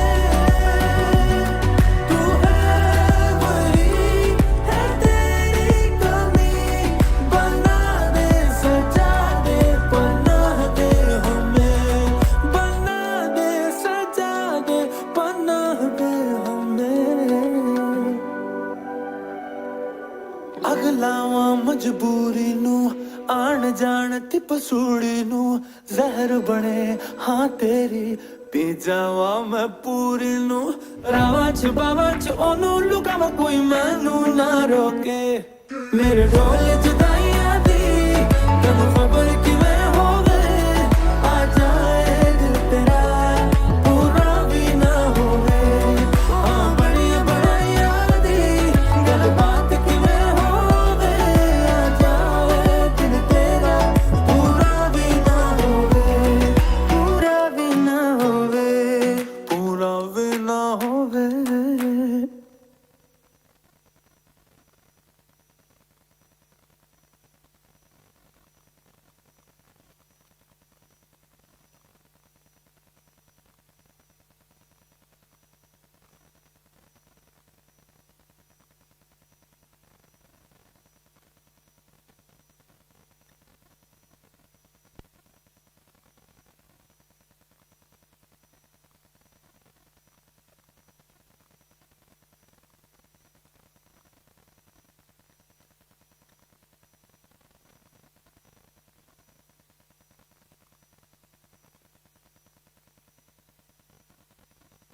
Okay. So are you all done with the writing part? No? Last 30 seconds, come on. और एक?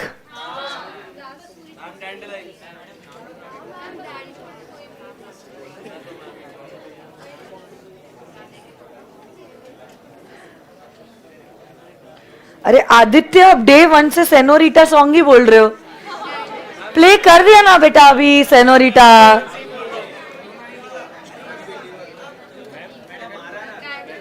RRR के सॉन्ग्स चाहिए आपको? कल मतलब परसों. सॉरी, जो क्या क्या एनुअल रिटर्न. हाँ, वो किससे रिलेटेड होती है? नहीं, सेल्स के बारे में कुछ नहीं होता एनुअल रिटर्न में. एनुअल रिटर्न में लिखा होता है कंपनी का नाम, कंपनी का रजिस्टर्ड ऑफिस, कंपनी के प्रमोटर कौन है, डायरेक्टर्स कौन है, शेयर होल्डिंग की पैटर्न कैसी है, फॉरेन इंस्टीट्यूशनल इन्वेस्टमेंट्स के बारे में, क्या साल भर कंपनी ने कुछ कांड की वजह से इट वाज पीनलाइज्ड, ये सारी चीजों के बारे में एनुअल रिटर्न में लिखा होता है. एनुअल रिटर्न की मैं बात कर रही हूँ, एनुअल रिपोर्ट के बारे में नहीं बात कर रही हूँ. I think you are getting confused between the two. Annual return is a return. It's a form, just a form. MGT 7 that you submit with the ROC within 60 days of the conclusion of the AGM. Annual report is different, उसमें आपका profit and loss account, balance sheet, cash flow, company की history सब कुछ लिखा होता है. बिल्कुल same नहीं है. प्रोस्पेक्टस और annual return are not at all the same.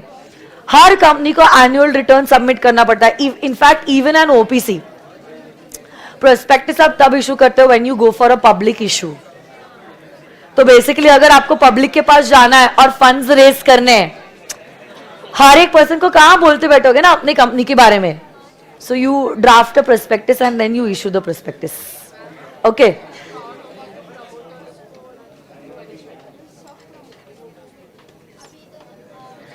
तो अब देखो जो सेक्शन होता है ना उसी में लिखा होता है दैट डायरेक्टर्स को सजा होगी, प्रमोटर को सजा होगी. तो वो डेफिनेशन के हिसाब से अगर प्रमोटर है और प्रमोटर, सजा सिर्फ डायरेक्टर्स को होगी तो सिर्फ डायरेक्टर्स को, सिर्फ ऑफिसर्स इन डिफॉल्ट को सजा होगी तो जिन्होंने वो एक्ट किया उनको ही सजा होगी.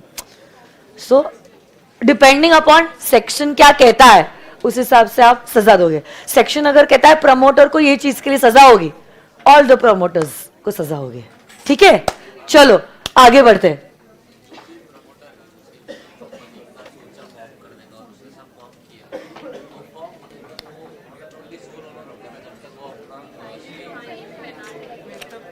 ओनरशिप और कंपनी का संबंध ही नहीं है एक दूसरे से, दो सेपरेट लोग है ना. Not necessary.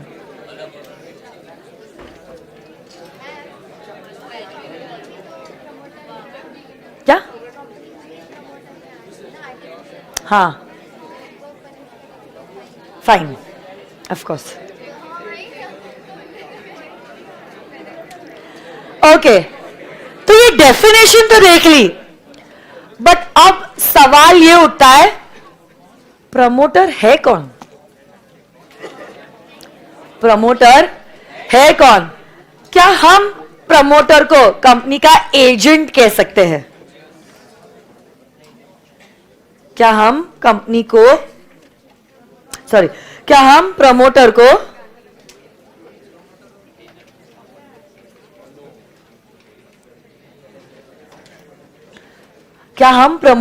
कंपनी का एजेंट कह सकते हैं? बोलो. अगर यस तो क्यों यस, और अगर नो तो क्यों नो? बोलो.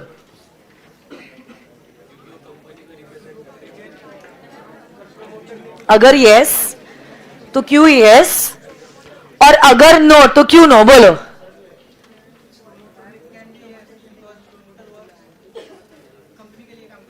अच्छा, वो कह रहा है मैम प्रमोटर को हम कंपनी का एजेंट कह सकते हैं क्योंकि प्रमोटर कंपनी के लिए काम करता है. No, why no? Agreed, it's a separate legal entity, but can it be considered, can the promoter be considered as the agent of the company? No, ma'am, because a promoter does not have the powers to take decisions in the board of director of the company. अच्छा, agency का मतलब समझता है क्या आपको? Agency का ये मतलब होता है that you act on behalf of someone else. जो someone else के behalf पे आप काम करते हो वो प्रिंसिपल होता है, और जो किसी और के लिए काम करता है उसको हम कहते हैं एजेंट. हाँ, आप बताओ बेटा.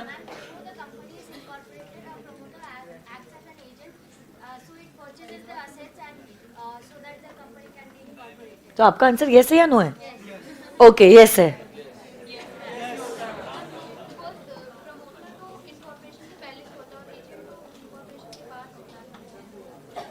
ओके, बैठो बैठो.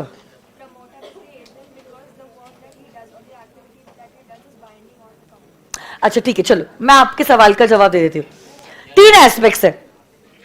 I think agency was the most difficult, इसको लास्ट में लेना चाहिए था.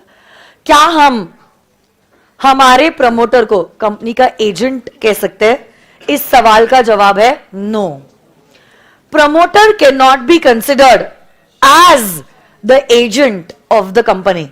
Why I will tell you, there is a very simple reason. जैसे इस बच्ची ने कहा कि देखो, जिस दिन रतन टाटा के दिमाग में वो आइडिया आई कि he wants to manufacture a car which could be which could be affordable by the common man, वही वो समय है जिस दिन वो बन जाते हैं उस कंपनी के promoter. Now you can not B an agent for a non existing person. अगर आपने किसी और के बिहाफ पे काम किया है, वो कोई और का होना जरूरी है या नहीं?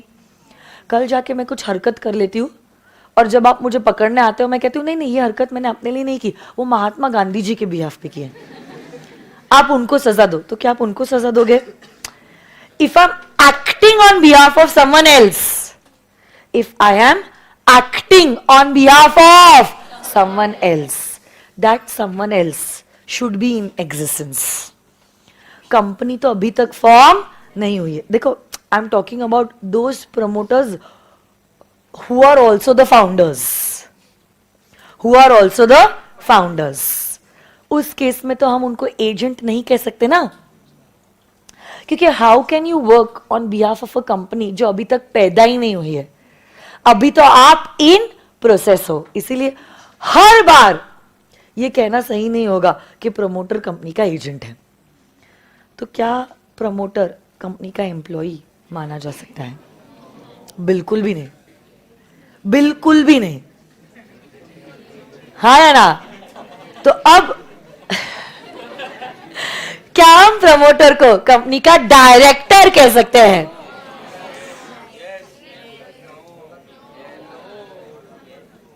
You are having a control over the affairs of the company, whether as a shareholder, as a director or otherwise. Only director लिखा है क्या? Only director? I can have control even as a shareholder, even otherwise also. पापा तो shareholder, director कुछ नहीं है, फिर भी कंट्रोल है, तो भी वो प्रमोटर है. तो हम ये नहीं कह सकते director is equal to promoter. ऐसा हो सकता है क्या? रिलायंस में कितने डायरेक्टर्स है, बट हर डायरेक्टर प्रमोटर नहीं है. तो अब अगर प्रमोटर एजेंट भी नहीं है, एम्प्लॉय भी नहीं है, डायरेक्टर भी नहीं है, तो प्रमोटर है कौन? हवा लग गई है क्या कंपनीज एक्ट जिन्होंने बनाया है? What is a public company which is not a private company? What do you mean by a company? A company means a company. What do you mean by a promoter? Promoter means a promoter. अब भी तो define किया. पिछले 45 minute से हम promoter शब्द के बारे में ही देख रहे हैं, और उसके बाद मतलब पूरी रामायण होने के बाद आपको पूछ रही हूँ रामाची सीता कोण आणि तुम्ही महीन बनतात. मतलब राम और सीता का संबंध क्या है? आप कह रहे हो भाई बहन है. अभी तो कम से कम मत कहो प्रमोटर मीन्स अ प्रमोटर. अरे प्रमोटर एम्प्लॉय नहीं है, डायरेक्टर नहीं है, एजेंट. अच्छा, yes, he's a person. No, not natural person. Maybe natural or an artificial person. But such promoter is a person who acts in a fiduciary capacity. Such promoter is a person who acts in a fiduciary capacity. What do you mean by a fiduciary capacity? Fiduciary capacity means a capacity of trust and confidence. आप company के behalf पे transactions कर रहे हो, आप company के behalf पे transactions कर रहे हो in good faith. And basically like पापा जो है इन गुड फेथ काम कर रहे हैं. Okay, so such a person has been bestowed with a lot of trust and a lot of confidence. ऐसी पोजीशन को कहते हैं एज अ फिड्यूशरी कैपेसिटी. ऐसी पोजीशन को कहते हैं एज अ फिड्यूशरी कैपेसिटी. क्या कहते हैं? Fiduciary capacity. A position of trust and confidence. In fact जो प्रमोटर फाउंडर भी होते हैं, जो प्रमोटर फाउंडर भी होते हैं, एक साइड पे वो कंपनी को इनकॉर्पोरेट करने के लिए सारे स्टेप्स शुरू कर लेते हैं. अभी तक कंपनी का सर्टिफिकेट ऑफ इनकॉर्पोरेशन आया नहीं है, बट दूसरे साइड पे ना they start looking for land where they can do the business activities. They start interviewing with people who can work for the future company. Future company इसलिए कह रही हूँ क्योंकि अभी तक कंपनी इनकॉर्पोरेट नहीं हुई है. They start talking to vendors कि कौन से वेंडर से, जर्मन कंपनी से या चाइनीज कंपनी से हमें प्लांट एंड मशीनरी खरीदना है. They start to talk and maybe they deal also on behalf of the proposed company. और इसलिए माना जाता है उनकी है fiduciary capacity, a position of trust and confidence, a position of. और अगर उनकी position of trust and confidence है, हम कहते हैं they can not make secret profits. ये बंदा जो कर रहा है वो क्या कर रहा है? Secret profits. सीक्रेट प्रॉफिट मतलब यहां पे मैनिपुलेशन आ गया. And manipulation breaks the trust. और आपकी पोजीशन ही फिड्यूशरी है, तो हम नहीं चाहते आप सीक्रेट प्रॉफिट कमाओ. अगर आपको ट्रांजैक्शन से कुछ प्रॉफिट कमाना भी है, let it be disclosed profits, but you cannot make secret profit. You cannot make profits with full disclosures is allowed. Disclose it either in the prospectus or in the articles, or disclose it to the board of directors. But what you cannot do is the making of secret profits. Is the making of, because this means manipulation, and manipulation will break the trust. चलो, कोई promoter ने secret profit कमा ही लिया, कांड कर लिया, उसने धोखा दे दिया. क्या कंपनी के पास कुछ रेमेडीज है? क्या कंपनीज के पास कुछ रेमेडीज है? यस. कौन से रेमेडीज? Okay, yes. तो अब समझ लो, देखो, another relationship which is of great trust and confidence is husband and wife. Say for example,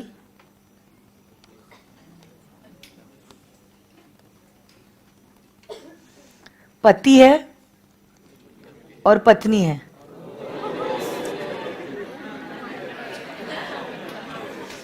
इनका रिलेशनशिप भी है trust and confidence. This is the base of any relationship. और पति ने सीक्रेट प्रॉफिट कमा लिया ना, पति पत्नी और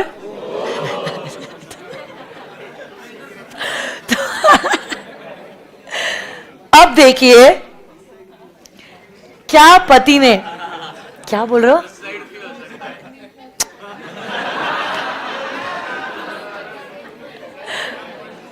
पति पत्नी और वो. अब ऐसे केस में पति और पत्नी का रिलेशनशिप था of trust and confidence.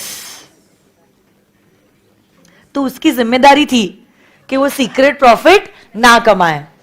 But चलो, कोई है ही वाहियात, कमा लिया सीक्रेट प्रॉफिट. तो पति पत्नी और वो. सो बेसिकली यहां पे क्या हुआ, मैं आपको बताती हूं. पति जो है ना, पति हमारे कंपनीज एक्ट से अगर आप रिलेट करो इज द प्रमोटर, एंड पत्नी इज द, जिनका रिलेशनशिप है ट्रस्ट और कॉन्फिडेंस. और इसी ट्रस्ट और कॉन्फिडेंस को आपने क्या किया है? तोड़ा है, और आपने कमा लिया है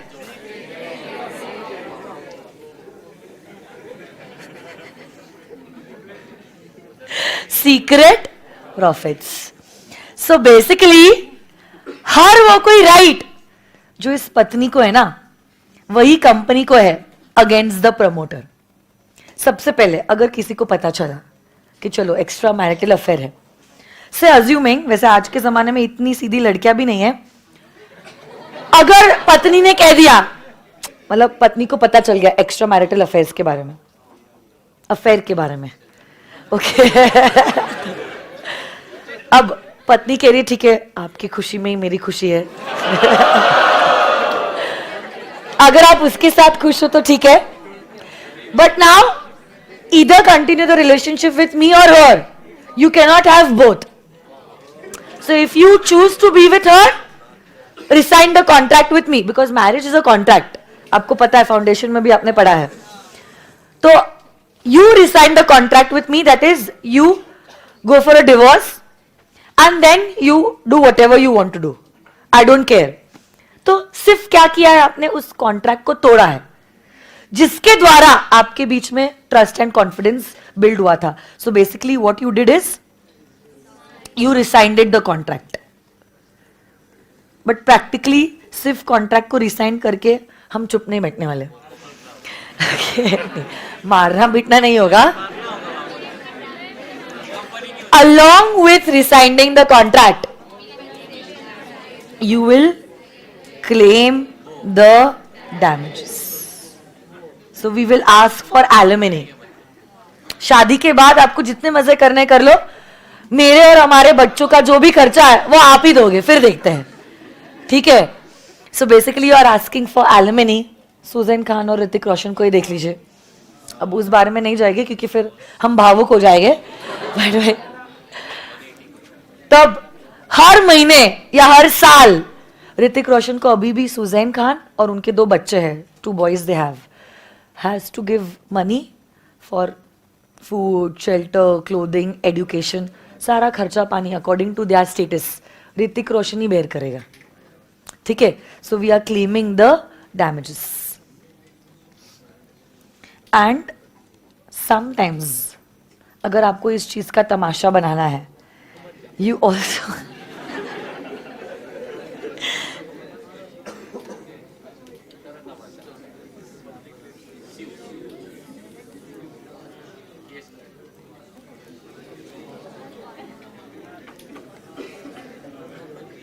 you also file a case against the other person.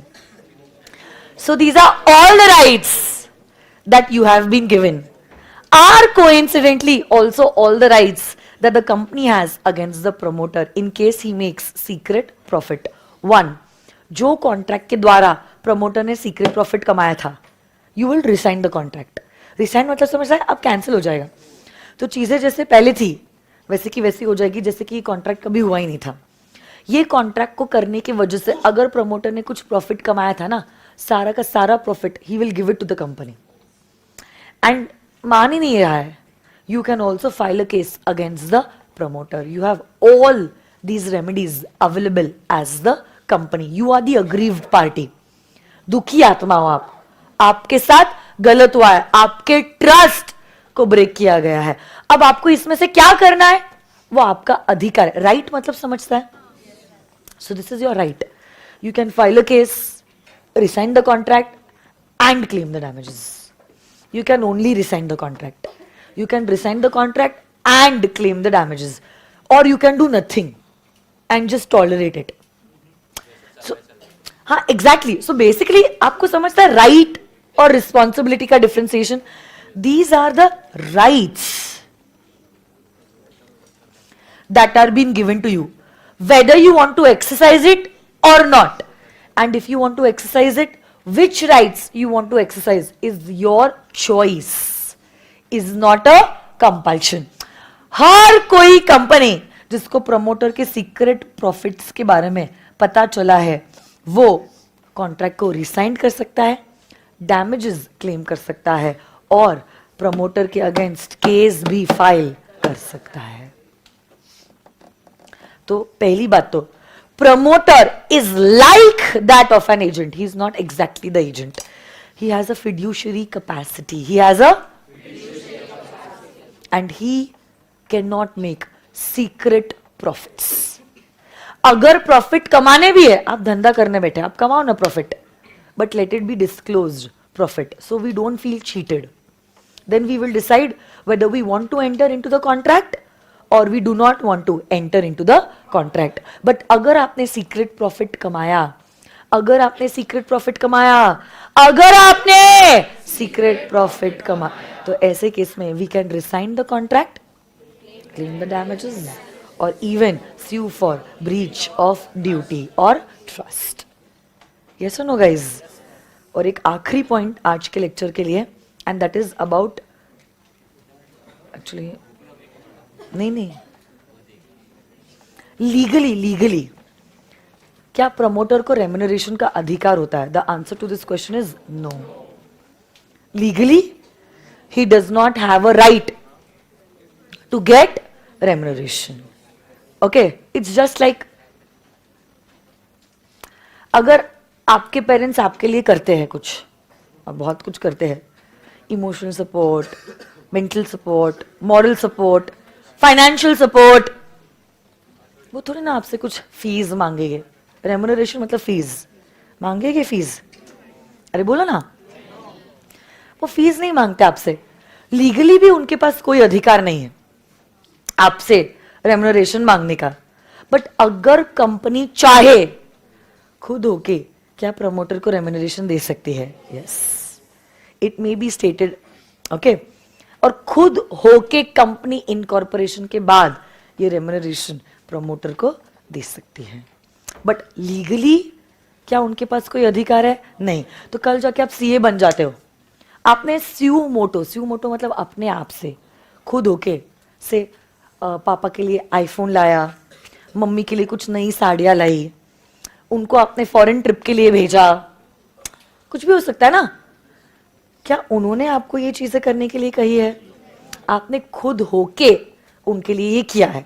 तो legally a promoter does not have a right to receive remuneration.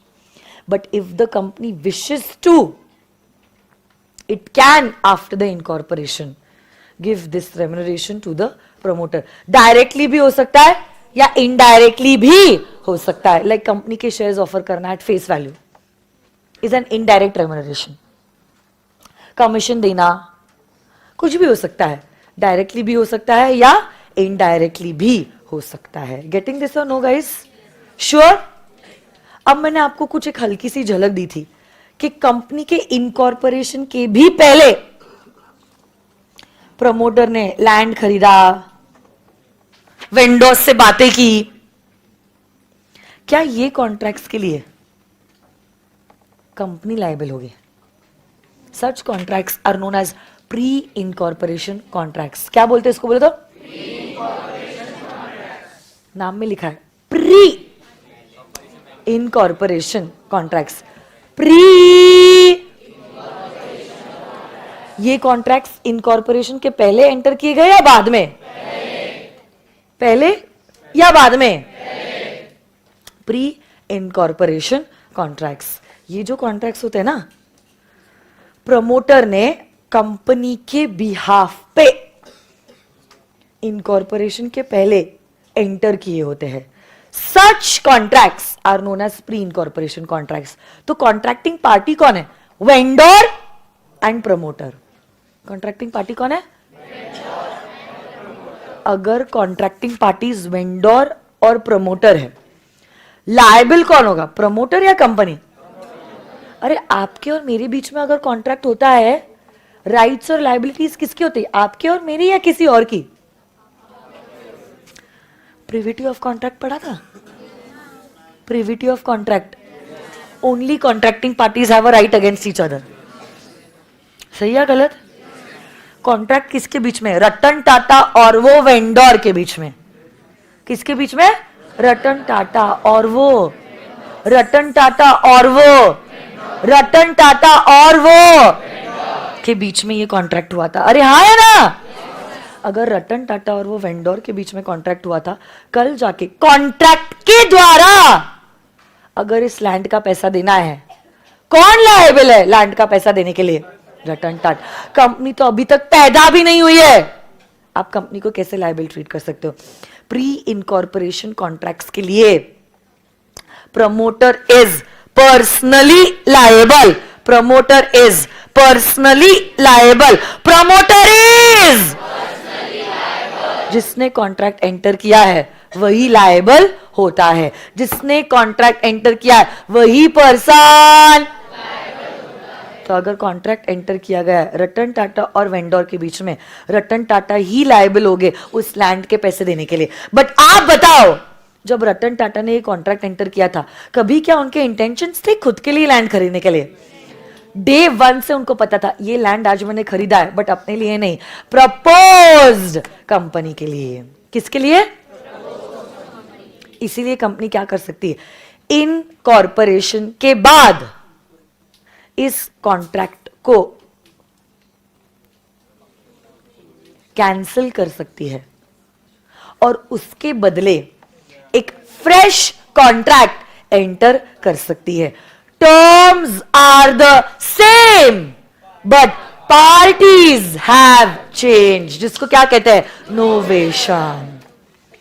पहले कॉन्ट्रैक्ट में वेंडर और रतन टाटा उस कॉन्ट्रैक्ट को रिसाइन कर दिया, उसके बदले में नया कॉन्ट्रैक्ट एंटर किया, vendor and the company. Terms वो जब थे अभी भी वही है, पार्टीज चेंज हुई है, उसमें से एक वेंडर सेम है, सिर्फ रतन टाटा के बदले में कौन आ गया, इसको कहते हैं novation, substitution. So basically entering into a new contract in substitution of the old. Parties have changed but the terms are the same. इसके द्वारा पुराना कॉन्ट्रैक्ट तो कैंसिल हो गया. तो क्या रतन टाटा लायबल रहेंगे? और पुराने कॉन्ट्रैक्ट के बदले में नया कॉन्ट्रैक्ट एंटर किया है, पुराने कॉन्ट्रैक्ट के बदले में नया कॉन्ट्रैक्ट एंटर किया है, तो अब नए कॉन्ट्रैक्ट के द्वारा कौन लायबल है, कंपनी लायबल. कौन लायबल है, कंपनी लायबल है, तो रतन टाटा लायबल नहीं. तो क्या ये हो गया जनरल रूल का एक्सेप्शन, क्या ये हो गया जनरल रूल का एक्सेप्शन, जिसके द्वारा अब हमने जनरल रूल क्या कह रहा था, कौन लायबल है, promoter is personally liable, promoter is but अब हम कह रहे हैं प्रमोटर लायबल नहीं है, क्योंकि अब हमने न्यू कॉन्ट्रैक्ट एंटर किया इन सब्स्टिट्यूशन ऑफ द,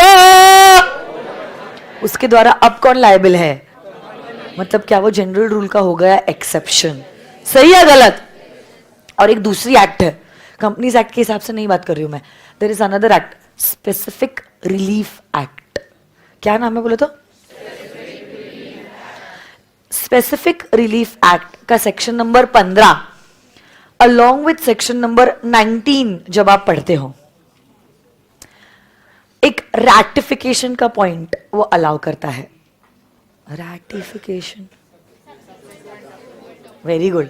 सब्सिक्वेंट, अब रेक्टिफिकेशन नहीं कहा मैंने, रेक्टिफाई मतलब आपकी गलती को सुधारना, रैटिफाई करना मतलब सब्सिक्वेंट अप्रूवल देना. किसी को कुछ वो ग्लास वाला एग्जाम्पल याद है? अच्छा मैं बताती हूँ for those who are not with me in foundation. आज सैटरडे है, से आज शाम को मैंने कुछ अपने दोस्तों को घर पे बुलाया है डिनर के लिए, 8-10 दोस्तों को. बट अब मैं सोचती हूँ मैं अकेली कैसे 8-10 दोस्तों का डिनर प्रिपेयर करना, बाकी अरेंजमेंट्स करना, घर क्लीन करना, कैसे पॉसिबल होगा. मदद तो चाहिएगी. ऐसे समय पे आपके मासूम मासूम चेहरे सामने आए, ऐसे समय पे आप मदद नहीं करोगे तो कौन करेगा. तो मैं पूछती हूँ क्या आप आओगे मेरी मदद करने के लिए, खाना मिलेगा बाद में. तो आप कहते हैं ऑफ कोर्स मैम, क्यों नहीं आएंगे हम लोग. तब आप आते हो, मदद वदद करते हो. अब गेस्ट आ जाते हैं तो मैं कहती हूँ अभी मैं किसी बारिश का मौसम चालू, मैं कहती हूँ गरम गरम मैं पकौड़े तल रही हूँ, तब तक आप पानी वानी सर्व कर दीजिए.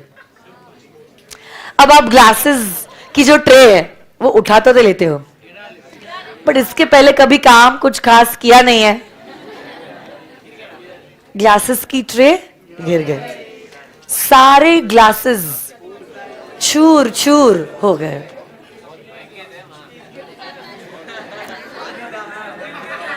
अब छोटा सा चेहरा लेके आप आ गए मेरे पास, मैम, ओ मैम, ग्लासेस जो है वो गिर के चूर चूर हो गए.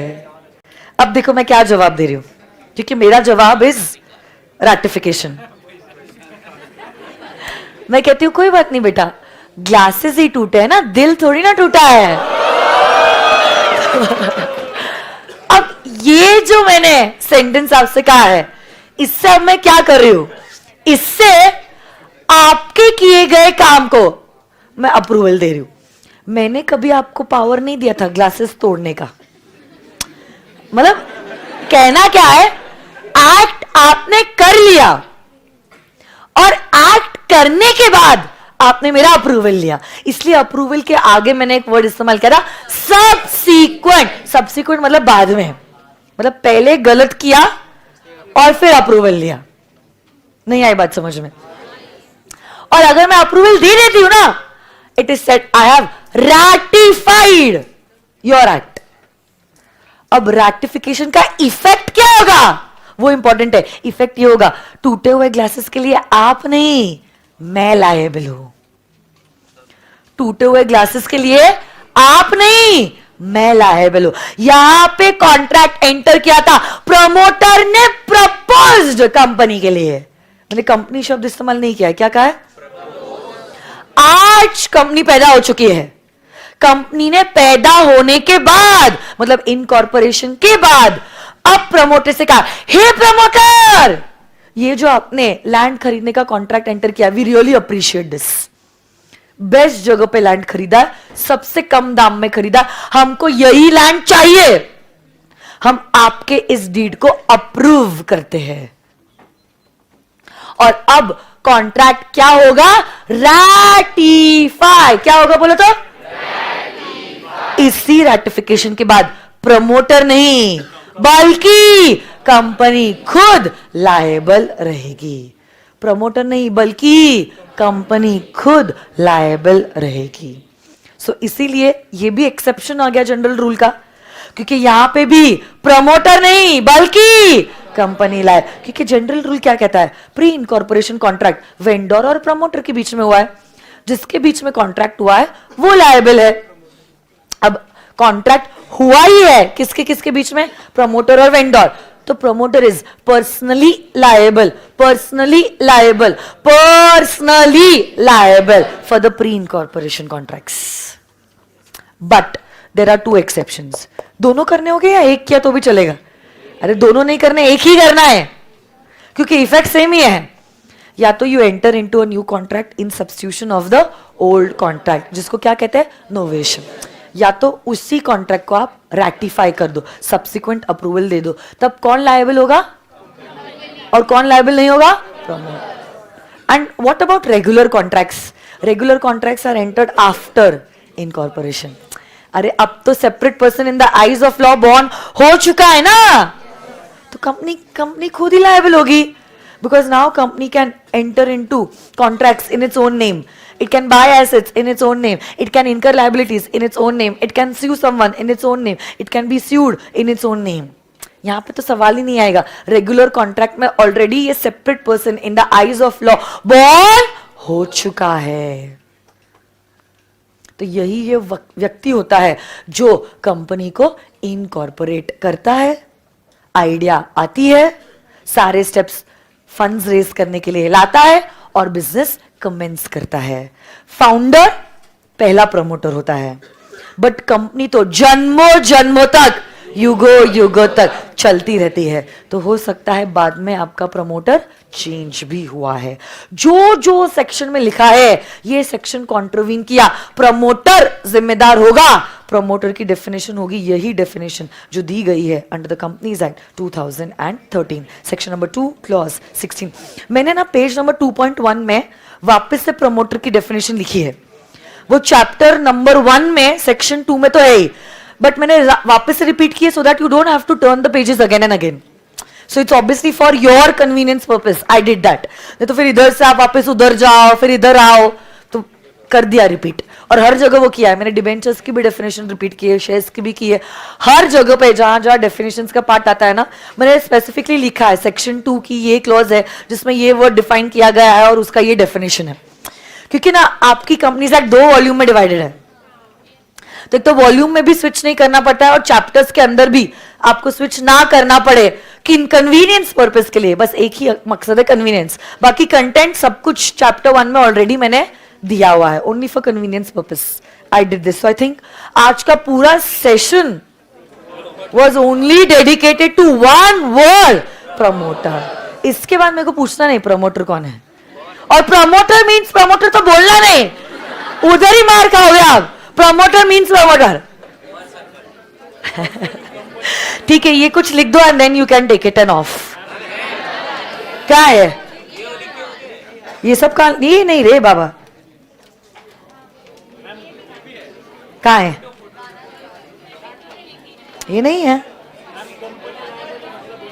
ये लिखो ना, कहाँ है? Page number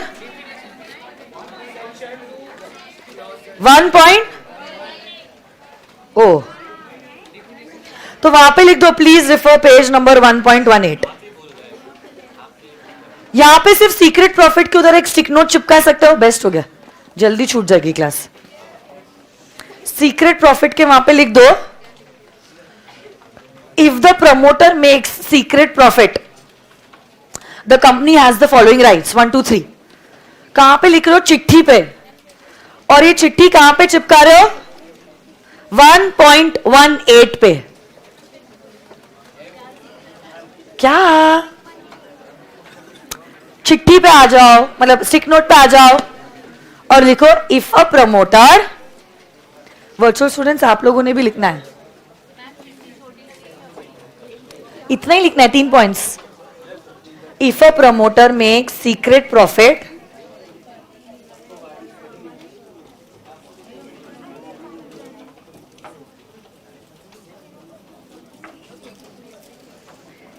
if a promoter makes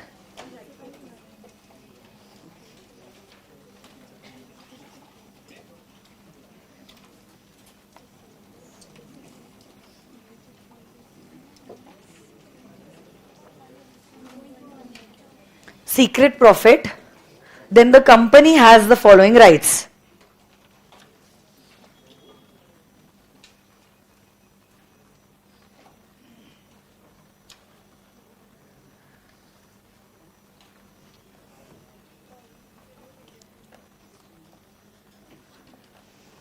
Then the company has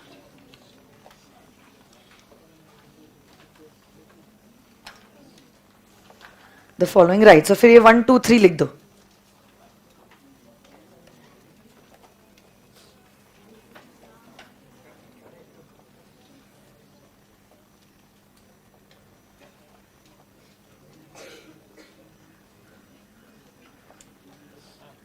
बोलिए ना.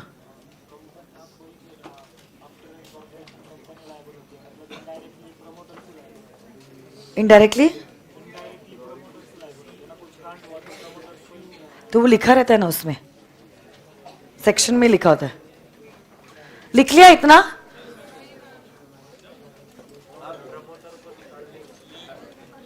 क्या?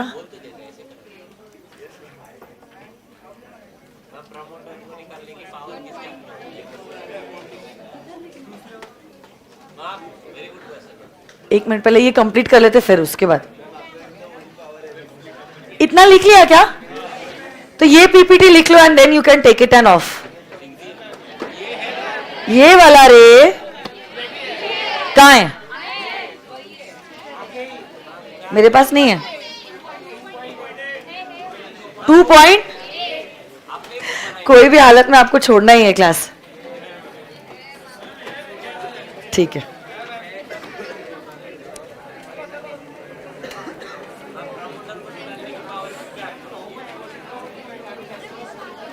चलो, so that is it for today. Thank you so much for your patient listening. I will see you all tomorrow. That is on Monday. Enjoy your Sunday. Bye bye. Bye bye virtual students.